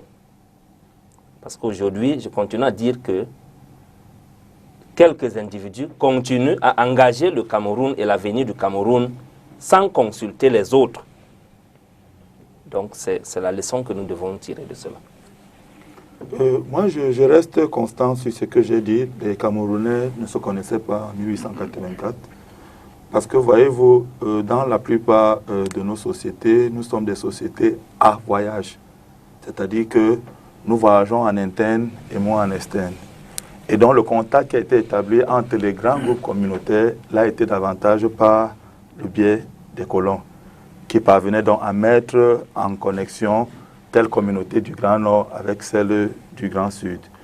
Parce que lorsqu'on dit que des communautés se connaissent, c'est la capacité à pouvoir retrouver dans la langue tout au moins des éléments de partage et qui permettent de dire que oui, ces gens se connaissent. Or, quand vous prenez l'ensemble de nos communautés, les éléments que nous avons en partage sont des éléments allemands, parce qu'également chez nous, des étudiants ont fait un travail énorme là-dessus. On a pu répertorier chez les Ewondo plus de 1000 correspondances avec la langue allemande, avec la langue anglaise. Avec la langue Bakoko, avec la langue Douala, avec la langue Bassa. Oui, mais moi, je connais ces tableaux, vous les connaissez peut-être. Nous avons plus de correspondances qu'avec ces correspondances sont à l'intérieur des grands groupes communautaires. On parle des mots européens dans nos langues. Et même dans... Non, il est en train de dire que ces mots-là étaient les plus nombreux. Kabangondo, par exemple, Kaba n'est pas un mot Douala. Allons-y. Mengono n'est pas non plus un mot Douala, peut-être. Allons-y. Monsieur Manga, allons-y. Oui, non, mais attends. Est-ce que si vous prenez la langue Douala, n'est-ce pas, vous la confrontez à la langue Tika, vous trouvez des correspondances à l'intérieur? Non. Je n'ai pas étudié celle-là, mais en tout cas avec la langue Bassa, Bakoko et Wondo. De pouvoir reconnaître que peut-être le plus jeune sur le plateau, mais vous ne le connaissez pas tout. Mais personne ne connaît voilà. tout. Non, mais vous êtes tellement péremptoire, c'est ce qui, moi, me gêne à la fin de cette première partie. Vous venez de dire, c'est vous qui l'êtes. Excusez-moi, vous venez de me dire que M. Manga, la langue Tika et la langue Douala n'ont pas de correspondance. Je dis, moi, je ne l'ai pas étudié. Mais par contre... Mais si vous avez quelqu'un qui l'a étudié devant vous, l'humilité commande au moins que vous me laissez dire mes choses aberrantes, comme vous l'avez dit tantôt. Non, c'est-à-dire, je ne vous dis pas que vous dites des choses aberrantes. Non, mais il faut aussi être poli. Je veux dire, je suis en train de parler avec vous. Vous me racontez quelque chose qui ne va pas. Vous avez dit que le fait de dire que les comités ne se connaissaient pas était aberrant. Je vais chuter. Oui. Je vais chuter pour dire... Aujourd'hui, le chantier de la construction de la mémoire historique est plus que d'actualité. Ça doit être le chantier phare de tout acteur politique. Voilà. Parce que si nous ne connaissons pas notre histoire, nous ne pouvons pas avancer avec sérénité. Et moi, j'ai apprécié la sortie de l'aîné Emmanuel comme qui a dit, il n'est pas question de faire du révisionnisme, de modifier ou de gommer. Les faits sont là. Mais aujourd'hui, tirons les leçons de ce que deux chefs ont engagé l'histoire de plusieurs communautés et nous en sommes aujourd'hui. Mot de la fin, et qu'aujourd'hui, à l'ère moderne où nous sommes, il est davantage intéressant de privilégier des consensus pour des décisions qui engagent aussi bien nous que les générations futures. Il ne nous restera que vous savez, moi, quand j'arrive à une soirée où je trouve le MRC et le PCRN et qui font cette construction, je me dis c'est ça que ça devait être tous les jours.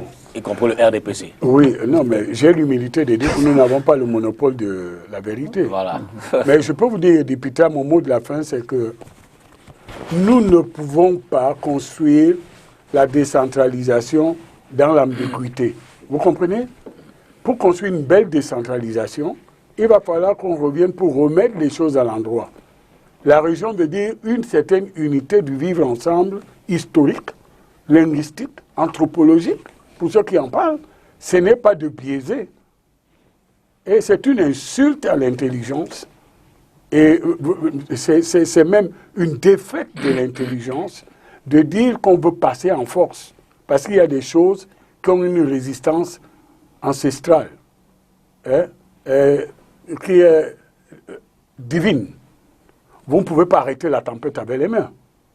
Donc, quand on revient, c'est pour dire, oui, notre histoire moderne dans la Société des Nations a commencé avec ce traité. Du moins, c'est un point de repère, mais je vous l'ai dit, les Phéniciens nous ont vus. Mais aujourd'hui, il ne s'agit pas de faire de la nostalgie pour revenir ou contester la qualité de représentants des deux signataires, mais se dire simplement que, ils avaient signé pour leurs intérêts d'abord, ils n'avaient pas mandat des autres, mais aujourd'hui, par cette signature, l'ensemble que nous constituons aujourd'hui est engagé dans un destin commun. Et pour que ce destin commun, nous restons solidaires, c'est de respecter les uns et les autres. On va donc prendre la deuxième partie de cette émission, certainement que la première a déblayé la voie. On sera peut-être plus politique, puisqu'on va interroger, ou alors on va apprécier pour les analyser, les relations Cameroun-France, en ce 14 juillet, date symbolique pour la France. Transition.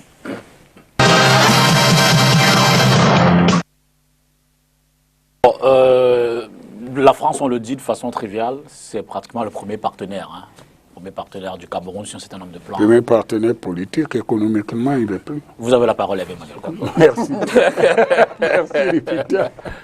Non, le 14 juillet, d'abord, c'est une date de la révolution d'un peuple, parce qu'on a tendance à confondre les gouvernants français et le peuple français.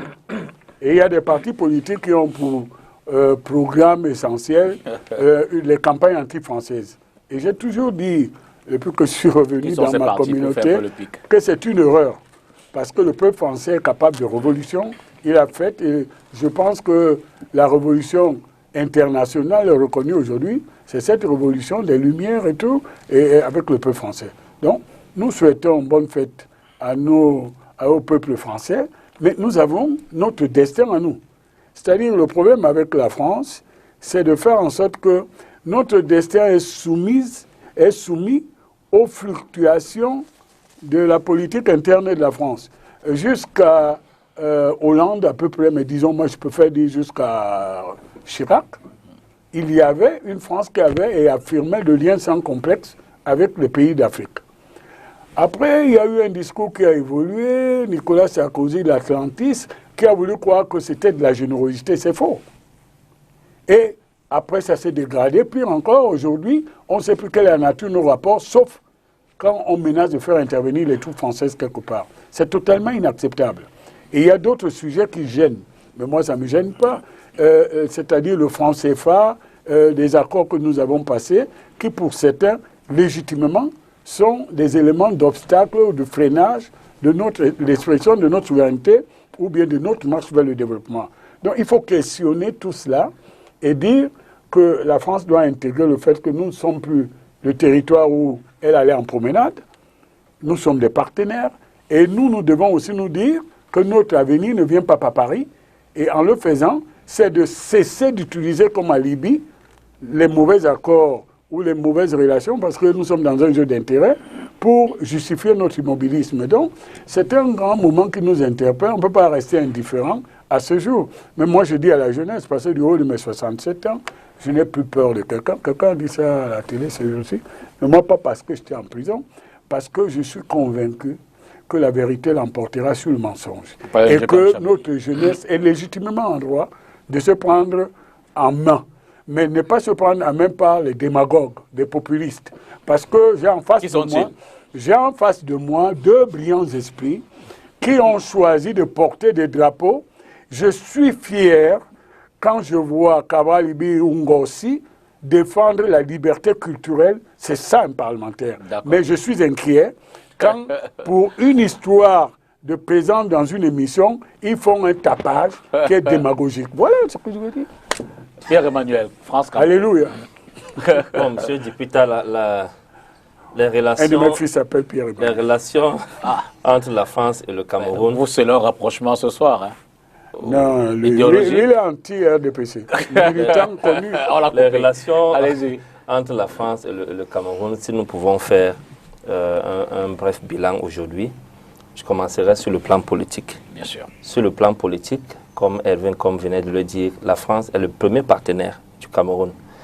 Et avec le temps, la situation s'est même aggravée parce qu'on est aujourd'hui dans un contexte où on interpelle un président français, je parle de M. Macron, et on lui dit, M. Macron, est-ce que vous savez qu'il y a des génocides dans le nord du Cameroun? Il dit, oui, je sais. Monsieur Macron, est-ce que vous savez que monsieur le leader de l'opposition, Kamto, a été arrêté? Il dit, oui, je sais. C'est un meeting du MLC. Monsieur Macron, est-ce que vous savez ceci? Vous savez que les droits de l'homme ne sont pas respectés au Cameroun? Il dit, oui, je sais. Je m'en occupe. Je m'en occupe. J'ai appelé le président Paul Biya. Je lui ai ordonné de libérer Kamto et tout. Donc voilà à quoi résument les relations politiques entre le Cameroun et la France aujourd'hui. Et on est arrivé à un point où le gouvernement camerounais, le régime actuel, continue à être à la quête de la légitimité auprès de la France parce qu'on sait qu'il y a quelques jours seulement, la France a dû prendre une position qui n'arrangeait pas le régime en place. Et puis on a vu certains militants, on ne sait pas si c'était les militants du RDPC, je préfère être honnête, mais on a vu des gens aller sous la houlette de certains cadres quand même du RDPC manifester devant l'ambassade de France. On est arrivé à ce niveau aujourd'hui dans les relations politiques avec la France. Nous continuons à voir que lorsque le chef de l'État camerounais, le président Paul Biya, est absent dans l'animation de la pandémie et sur la scène politique pendant 3 mois, le seul interlocuteur qui peut le voir, c'est l'ambassadeur de France. Et il a vu, c'était pas un sosie. Le seul qui peut le voir, c'est l'ambassadeur de France. Donc, même ses collaborateurs directs, comme le Premier ministre, n'ont pas la possibilité de le voir. Vous confirmez donc qu'il a vu le président. Christophe Guilou qui peut le voir. Il a vu le président. À tout moment. Nous constatons que il a vu le président. La France continue à gérer le pays par procuration. Ce sont des robots. Lorsque l'ambassadeur de France, c'est lui qui va présider les sorties d'une classe d'officiers de l'armée à l'EMIA, d'une école internationale. Nous constatons que c'est la France qui continue à gérer les relations, le Cameroun sur le plan politique. Nous constatons que c'est le Quai d'Orsay qui continue à donner le cap sur l'avenir même politique du Cameroun. Maintenant, sur le plan tu es en train de parasiter l'émission. Sur le plan économique. Non, sur le plan économique. La France n'est plus le premier partenaire économique du Cameroun. Je vais vous dire que dans les échanges au niveau de la balance commerciale, je vais vous surprendre que les relations commerciales entre le Cameroun et le Nigeria sont plus prospères que le Cameroun et la France. Exact. Et la Chine a pris le pas sur les échanges également commerciaux entre le Cameroun et la Chine par rapport au Cameroun et la France. Mais maintenant, attention, là où il faut faire attention, c'est que ce sont des relations commerciales. Sur le plan économique purement, nous constatons que les domaines de souveraineté, comme par exemple le transport, sont toujours contrôlés par la France. Que ce soit le transport ferroviaire ou le transport maritime, avec Bolloré et d'autres groupes. Nous constatons que par exemple le bitumage de nos routes, axes principaux, est toujours contrôlé par les Français, les entreprises françaises, telles que les Razel, les Satom, qui sous-traitent aux Chinois, même la construction des ponts importants. Nous constatons également que des domaines de souveraineté, comme par exemple les télécoms, nous savons que la France a toujours la main mise avec Orange. C'est pas vrai. Nous savons que sur le plan, par exemple, de la sécurité, s'il y a 10 instructeurs à l'EMIA, il y a au moins 5 Français dedans. Et nous savons qu'au moins 70% de nos officiers d'armée sont formés dans des écoles militaires en France. Ça, ce sont des relations que nous avons avec la France qui sont non seulement sur le plan politique, mais sur le plan économique et même social. Donc, il y a bien des choses à relever. Donc, ça veut dire que la France continue à contrôler le Cameroun de bout en bout, parce que lorsque vous tenez les domaines de souveraineté nationale, vous les contrôlez. Ça veut dire que même sur le plan économique, vous avez la possibilité de tenir ce pays. Et sur le plan politique, encore, c'est le chaos. Mais je vais apporter... Je vais terminer en disant que la France n'est pas forcément responsable de notre situation socio-économique actuelle et même politique. Nous avons la possibilité de faire mieux. En Côte d'Ivoire, on fait mieux. Les enseignants gagnent 3 fois plus que les enseignants du Cameroun. S'il vous plaît. Voilà. Vous reviendrez. Allez-y, Ast. J'aurai même temps de parole. Oui, bien sûr. Moi, je pense que les relations entre le Cameroun et la France sont plus denses et plus complexes à analyser quand on sait qu'en 1950, c'est bel et bien la France qui a réalisé la carte géologique et minière du Cameroun. C'est-à-dire que ça, au moins, s'il y a quelqu'un qui connaît notre sous-sol, c'est les Français. Absolument. Et donc, quand vous avez un partenaire comme celui-là, c'est des partenariats parfois très compliqués, souvent à analyser. Mais bon, on dit généralement que les premiers à arriver à la table sont les premiers à se servir. Et on peut comprendre pourquoi les choses sont comme... Mais le monsieur est arrivé avant vous dans le paysage, il a moins de députés que vous. Mais ils ont opté pour le boycott. Mais bon. Bon. C'est très intéressant. Non, ce que je veux dire par la suite, c'est que effectivement, on a pris le boycott, mais on sillonne les allées de l'Assemblée nationale française pour demander au président Macron d'intervenir. Ça également, c'est souvent un peu très compliqué. Mais bon, je reviens sur la question de fond. Est-ce qu'aujourd'hui, on peut véritablement dire que la relation France-Cameroun s'est départie de 2 concepts forts que sont l'indigénat et le paternalisme? Et ça, à la réalité des faits, je rejoins M. Manga qui disait il est important pour des débats comme ceci de mettre en lumière les faits et de laisser les commentaires à côté. Et effectivement, vous avez pris un certain nombre d'exemples, notamment celui d'un activiste camerounais qui interpelle le chef de l'État français à une foire agricole pour lui demander d'appeler le président de la République. Et les militants du MRC. Appeler le président camerounais pour lui demander de relaxer les prisonniers. Et nous avons vu un président qui s'est arrêté, a accordé pratiquement 6 à 7 minutes à cet activiste-là, et la nature des échanges laisse à suffisance que nous étions dans un cas de pur paternalisme. Parce que lorsqu'un chef d'État peut dire à un activiste, qui est même non identifié sur la scène, qui dit « je vais appeler le chef de l'État et lui demander qu'est-ce qu'il en est », je crois que dans les relations internationales, il y a quand même une certaine courtoisie qui doit prévaloir entre chefs d'État lorsqu'on sait pertinemment que chaque État jouit de sa souveraineté. Qui a ouvert la brèche. Deuxième chose, il y a également, par exemple, dans la gestion du coronavirus, vous savez pertinemment que la gestion des vols, selon qu'on prend Air France et qu'on prend Bruxelles Airlines, est tout à fait différente. Allez-y savoir pourquoi les choses fonctionnent comme ça là. Mais il vaut mieux avoir fait ces 2 compagnies depuis une semaine pour vous rendre compte qu'il y a également en sous-marin beaucoup de choses qu'on peut expliquer dans cette relation. Vous avez également dans la gestion du coronavirus, et là je parle d'autorité parce que dans une autre vie, je suis consultant au ministère de la Santé. Vous savez que la gestion des échantillons était pour un moment exécutée par le centre Pasteur du Cameroun, jusqu'à ce que nous autres puissions adresser nos informations stratégiques au comité scientifique pour leur dire mais nous avons tout un laboratoire national de santé publique qui a le même matériel que le centre Pasteur et qui peut faire ce travail.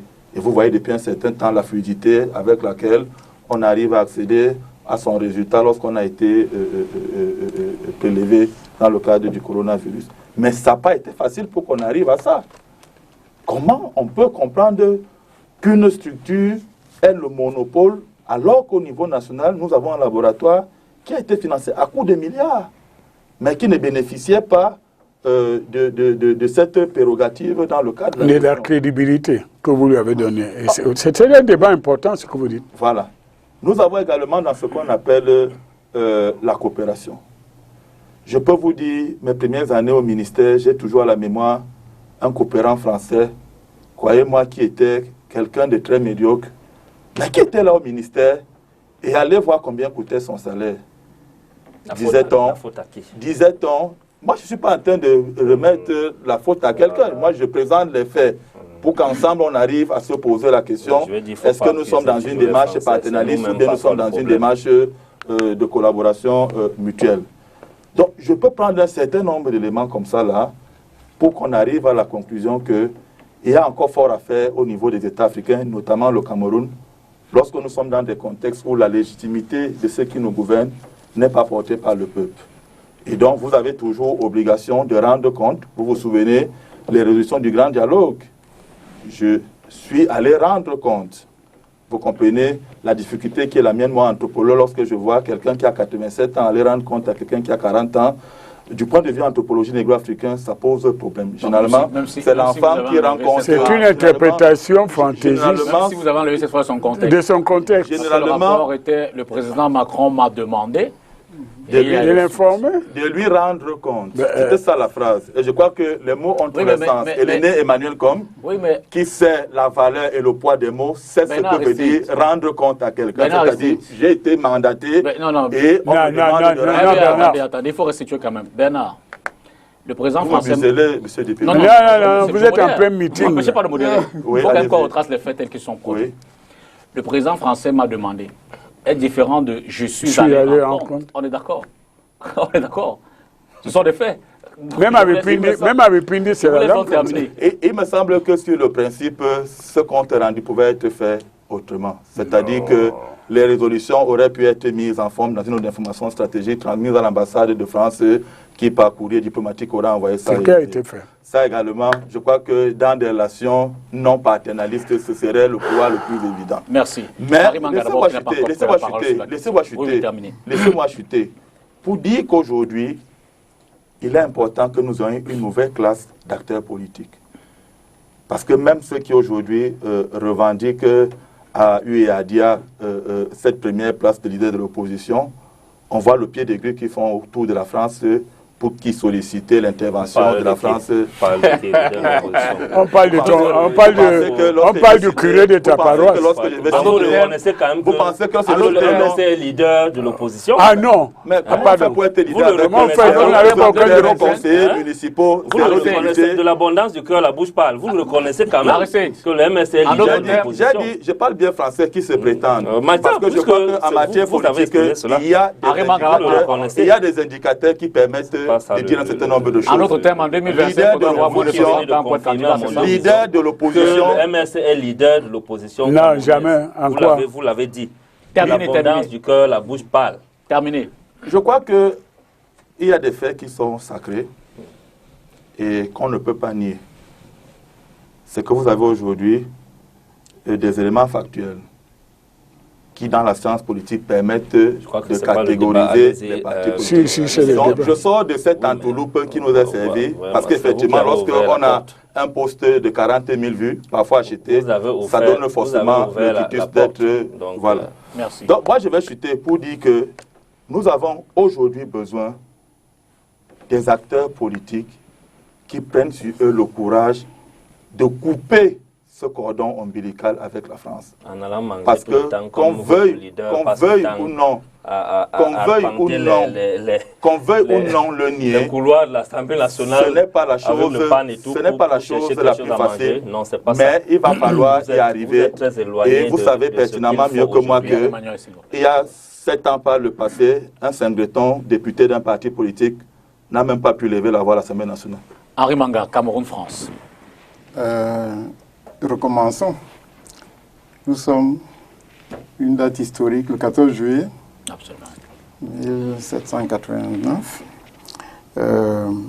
Et nous parlons évidemment de la France au Cameroun, qui entre par le biais de la première date dont nous avons parlé, et malheureusement qui est restée un peu plus longtemps, ou heureusement. Et nous avons donc des choses qui interpellent certainement vous, plus que nous tous sur cette table, de par votre métier, c'est-à-dire la rémanence de ces 76 ans à peu près, d'un temps qu'on peut quand même appeler colonial, même si formellement nous n'avons jamais été une colonie. La rémanence de ce temps est tellement importante dans la vie du quotidien du Camerounais qu'effectivement, il faut que nous puissions nous décoloniser nos cerveaux. Et je pense que tant qu'on ne l'aura pas fait, on ne va pas réussir. Parce que le côté politique, le côté intellectuel, c'est-à-dire le style académique, il est assuré. Il y a beaucoup de gens qui ont des compétences dont on ne pourrait pas douter. Est-ce qu'ils peuvent les exercer réellement dans un contexte qui est un peu plus ou moins la continuité du contexte colonial? On peut en douter. Quand nous, on était petits, on disait les Blancs d'aujourd'hui, ben, c'est nos parents. Oui. Et d'ailleurs, c'est ce qu'on disait. C'est nous-mêmes, c'est une expression chez nous. Si on délève, oui, c'est le nouveau blanc. Le nouveau blanc. Alors, le nouveau blanc, ce n'est pas le blanc que nous connaissons en France ou en Allemagne ou en Angleterre. Le nouveau blanc, c'est le colon que nous avons connu, qui était parfois très éduqué aussi, parfois. Mais généralement, c'était un malotru. Et nous l'imitons. Et une autre chose que nous avons gardée qui est négative, vous l'avez encore évoqué, certainement je n'aurai aucune nouveauté à apporter, c'est que nous croyons plus à l'expertise de ceux-là qu'à notre propre... Et dans tous les domaines, chez René? Dans tous les domaines. Moi, je suis de NTIC au départ. Et je sais ce que c'est, c'est-à-dire vous vous retrouvez à 2 ou à 3 devant un de nos responsables. Généralement, c'est l'occidental qui passe. Bien sûr, pour lutter contre l'occidental, il faut qu'on soit un peu plus fort, qu'on puisse même savoir quelles sont nos forces et comment on peut l'aborder, parce que lui, il a des forces. Par exemple, financières, souvent. Dans les banques, je crois que lui, il sait ce que c'est. C'est-à-dire, généralement, un Camerounais qui n'a rien vient se présenter en disant qu'il peut peindre un lycée. On lui dit, bon, pour le peindre, il faut tel montant. Il va à la banque, il n'a rien. Le Français ou, je ne sais pas, l'Européen qui est là, il n'a rien non plus, mais quand il va à la banque, on lui donne cet argent. Donc ce sont des choses qu'il faut changer. Et bien entendu, ça se répercute sur le plan politique. Nous avions eu l'habitude d'aller demander conseil en Europe. Bon, j'espère que ça va finir. Ça doit finir, et c'est un appel que cela finisse. Un dernier mot. Oui. Nous sommes aussi un peu curieux là. Nous avons connu plusieurs types d'occidentaux, plusieurs pays différents. Et nous nous accrochons comme à une bouée de sauvetage sur la France. Sur un seul pays. Au point que beaucoup de gens, à Douala, à Yaoundé, partout, pensent que pays développé, ça veut dire la France. Merci. Et ce n'est pas le cas. Emmanuel. Je cours le risque de me répéter. D'abord, il faut dire que le 14 juillet, c'est la date d'une révolution. C'est la date d'une révolution. J'utilise cette affirmation introductive pour dire que ceux qui ont fait la révolution, ce ne sont pas les gouvernements, les royaumes, les rois de France. C'est le peuple français. Et le peuple français est révolutionnaire. Et donc, j'ai quelque chose qui me fait mal. C'est la confusion entretenue par certains milieux populistes ici, où ils créent un sentiment anti-français en faisant une confusion rapide entre les comportements des gouvernements français qui, effectivement, ont fait des dégâts dans nos rapports, et le peuple français qui n'est pas notre ennemi. Et je peux vous dire, pour avoir habité une quarantaine d'années au milieu de ces gens, de ce peuple, qu'il est un peuple aimant, joyeux, qui veut faire aussi sa révolution. Quand j'ai fait ce distinguo, c'est pour dire que dans les années de relations que nous avons une période qui était une période de violence. Et une violence armée contre nous, contre nos nationalistes. Moi, je suis au RDPC, je vais y rester, Pierre-Emmanuel, malgré tous tes discours, mais je suis le fils d'un UPCiste. Je sais dans ma chair ce que ça a coûté. C'est pour ça que je ne me permettrai jamais, parce que je fais un lien entre le sacrifice de Douala Mangabel et ceux qui sont tombés dans les années 40-50, jusque dans les années 75. Parce qu'aujourd'hui, on peut mettre dans cette catégorie l'assassinat de Wandje, par exemple. Donc, pour revenir au débat, nous avons, les pays n'ont pas d'amis, n'ont que des intérêts. Et nous avons accédé à l'indépendance. C'est à nos gouvernants de faire en sorte que, dans le rapport de force des intérêts auxquels nous sommes confrontés avec nos partenaires, que nos intérêts ne soient pas biaisés. Mais je peux dire une chose, vous avez parlé d'un coopérant incompétent, mais il y en a beaucoup qui sont compétents. Quand vous voyez par exemple Douala, qui est ma ville natale, et chère dans mon cœur, moi je connais 2 villes dans ma vie, Douala et Paris. C'est un Français qui était d'origine guadeloupéenne, qui a fait cesser les inondations, on l'appelle Berthaud. Berthaud. Donc, il y a des exemples, les Jameaux. Donc, nous nous arrêtons parce qu'il y a certains médias qui nous construisent le fonds de commerce que dans le sentiment anti-français. Et c'est une façon lâche d'évacuer nos responsabilités pour dire que tout ça, c'est la faute des autres. Et là, ça ne va pas faire plaisir à Pierre-Emmanuel. Mais c'est parce que, justement, le président Biya l'a compris qu'il a fait évoluer notre partenariat stratégique avec la Chine et d'autres. C'est parce que le président Biya l'a compris.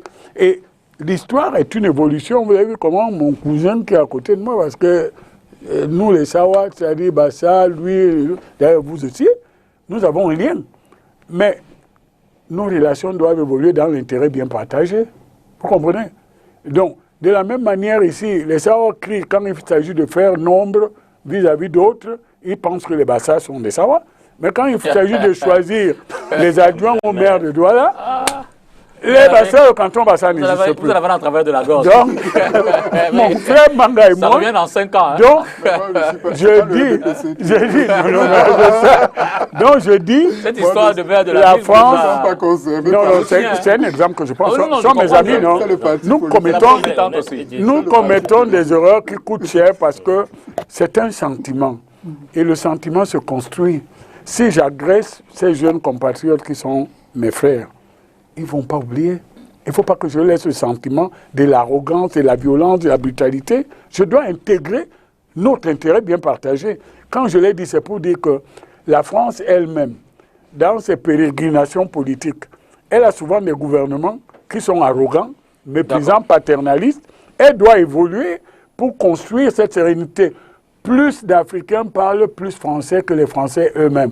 Le Cameroun aura presque la même population que la France dans moins de 50 ans. Et le Zaïre aura 3-4 fois la population de la France. Si nous renonçons, je vais vous dire ce que Laurent Gbagbo m'a dit un jour, le président. Je n'ai pas l'habitude de révéler les confidences dans mon travail. Et quoi, il me dit, écoute Hervé, si j'étais anti-français, j'allais changer les programmes scolaires et faire en sorte qu'on apprenne à parler l'anglais ici. Et dans 4 ans, on ne parlera plus français. Le Rwanda l'a fait. Oui. Et quand on entend dans les milieux parisiens, je disais à des amis, dont certains sont aux affaires aujourd'hui en France, que vous allez très vite. Vous dites que Gbagbo est anti-français, alors qu'il n'y a pas plus francophone que lui à Abidjan. Donc, dans notre relation, il y a beaucoup de malentendus, des quiproquos. Et il y a un solde qu'on doit voir. La France doit ouvrir, n'est-ce pas, tous ses archives sur la colonisation. Cette période qui laisse encore des blessures, qui a été une période de violence vis-à-vis de notre peuple et d'autres peuples, on doit passer à autre chose pour qu'on continue cette aventure bien partagée, d'être tous les héritiers de la Révolution française. Il nous reste un quart d'heure. Aristide, dans ce destin, j'ai failli dire commun entre le Cameroun et la France, même s'il n'a pas toujours été équitable et égal. Comment entrevoir l'avenir? Je veux dire que, évidemment, dans l'intérêt de chacune des parties, comment le Cameroun et la France, pour la suite, doivent poursuivre cette marche? Non, je l'ai dit lors de ma précédente prise de parole que c'est le système politique qui oriente le régime. À la réalité, il faudrait que nous ayons un système politique qui est dans la démarche de la rupture pour que maintenant ceux qui sont chargés d'implémenter cette vision du système politique-là le fassent chacun à son niveau.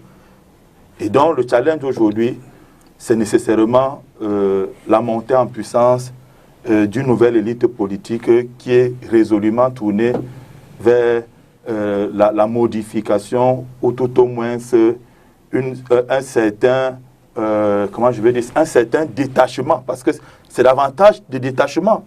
Voyez-vous, j'ai envie de dire, l'émotion qui anime le Camerounais lorsqu'il parle de la France, c'est parfois comme si on parlait de notre village. Mais il y a beaucoup d'adultes au Cameroun qui habitent encore chez leurs parents. Hein.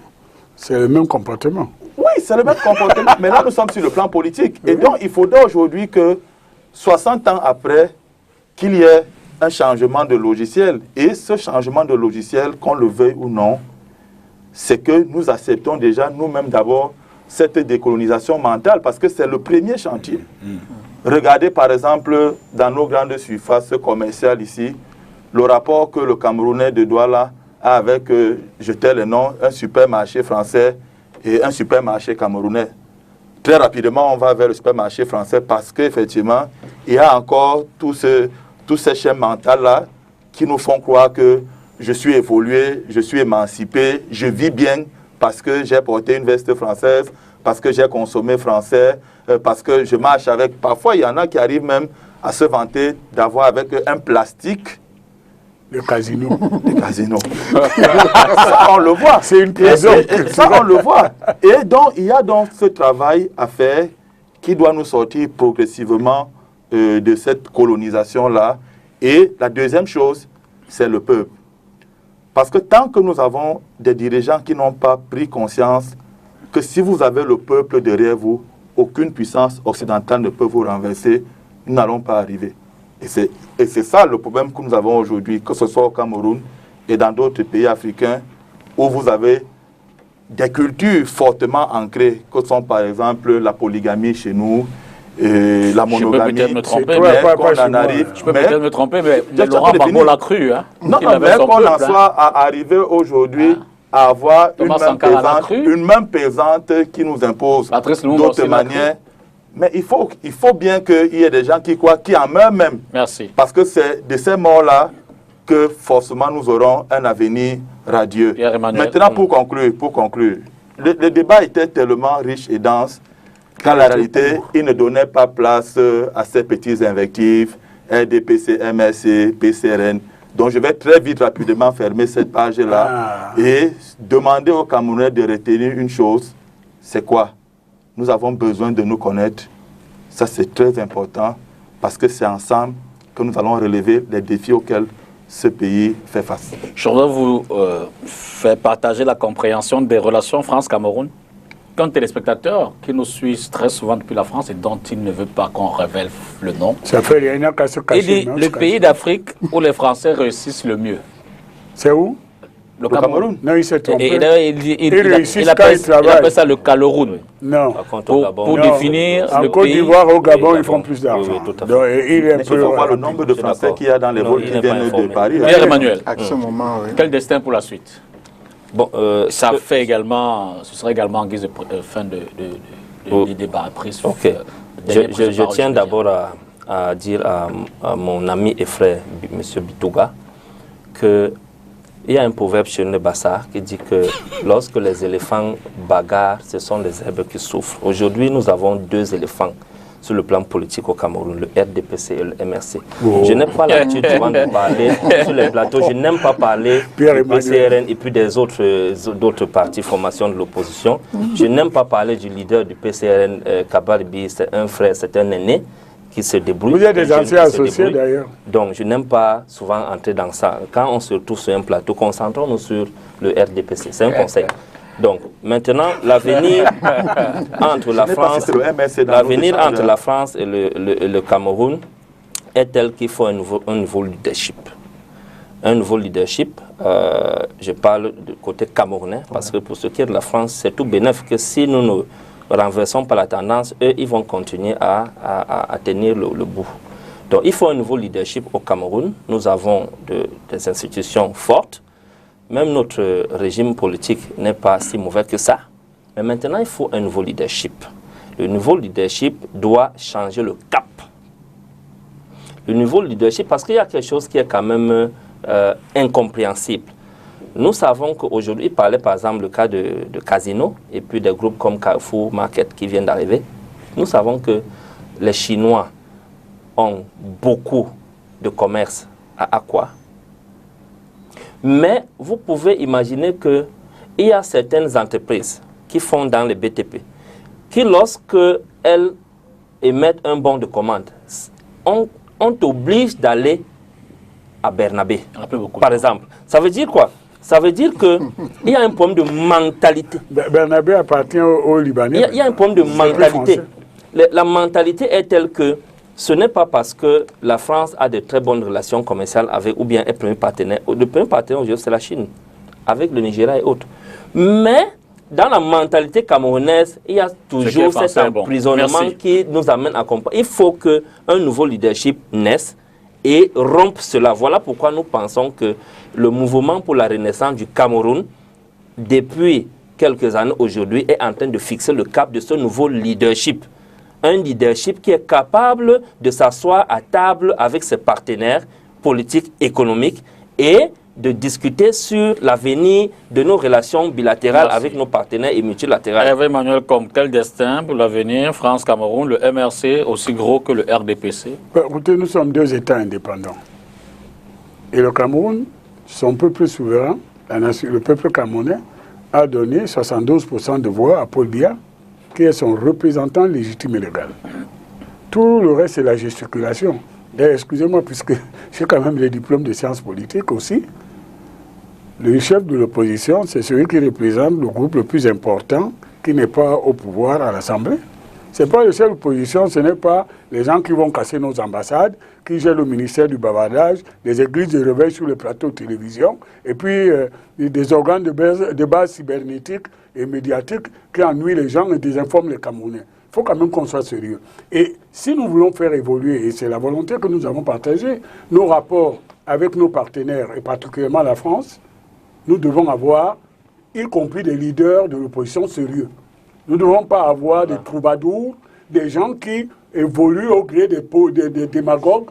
Nous devons avoir des gens qui font la distinction entre leur intérêt personnel et l'intérêt du Cameroun.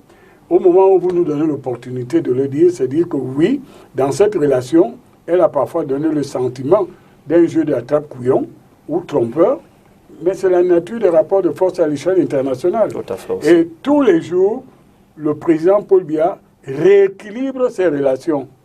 Les derniers exemples, le terminal à conteneurs à Douala, qui écrit personne.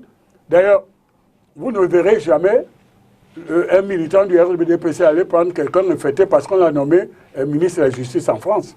Donc, il ne faut pas avoir un discours à géométrie variable et quelqu'un qui m'a dit, ça y est, vous allez voir ce que vous allez voir. Après que les journaux ont dit que lui, dès qu'il passe quelque part, le gouvernement tremble. Maintenant, il met la cravate. Ce gars qui n'avait jamais mis la cravate. Maintenant, il est ministre en France. Donc, pour revenir ici, les rapports entre le Cameroun et la France seront ce que les Camerounais voudront que ça soit, derrière leur gouvernement légitime. Et il ne s'agit pas ici d'aller casser nos ambassades. Et quand ça les arrange, ils vont à l'Assemblée nationale française, ils restent devant les bars. Vous trouvez des gens dont la camerounité n'est pas prouvée et qui rentrent dans ce jeu pour soutenir. Ça, c'est vraiment le désordre. Merci. Et pour que nous soyons un pays respectueux, je suis content que Pierre-Emmanuel souhaite l'avènement de ce moment. Et bien, pour que ce moment arrive, il faut respecter l'ordre public. Henri Manga, pour terminer. Oui, tout simplement, j'ai dit le mot tout à l'heure de décoloniser nos mentalités. Et je suis convaincu que ce n'est pas par les partis politiques qui ont comme objectif la prise du pouvoir que cela va se passer. C'est un provocateur. Donc, Ouais, cela va se passer par notre capacité à, nous ressourcer dans nos propres cultures. Ça implique les connaître mieux, connaître leur histoire et peut-être être à même d'utiliser les instances, disons, anciennes dont nous recelons et qui, elles, aujourd'hui même, elles-mêmes sont, excusez-moi le mot, dévoyées. Merci. Et leur utilisation peut nous d'accord. mettre dans le droit On est chemin. d'accord. Je crois que c'est ça. 12 juillet, 14 juillet 1884, 14 juillet 1789. Il faut connaître son histoire pour certainement préparer son avenir. Merci à vous, chers messieurs, d'être venus ce soir. Merci à vous à la maison d'avoir regardé cette émission. Bonsoir et à mardi prochain pour 4 sur table.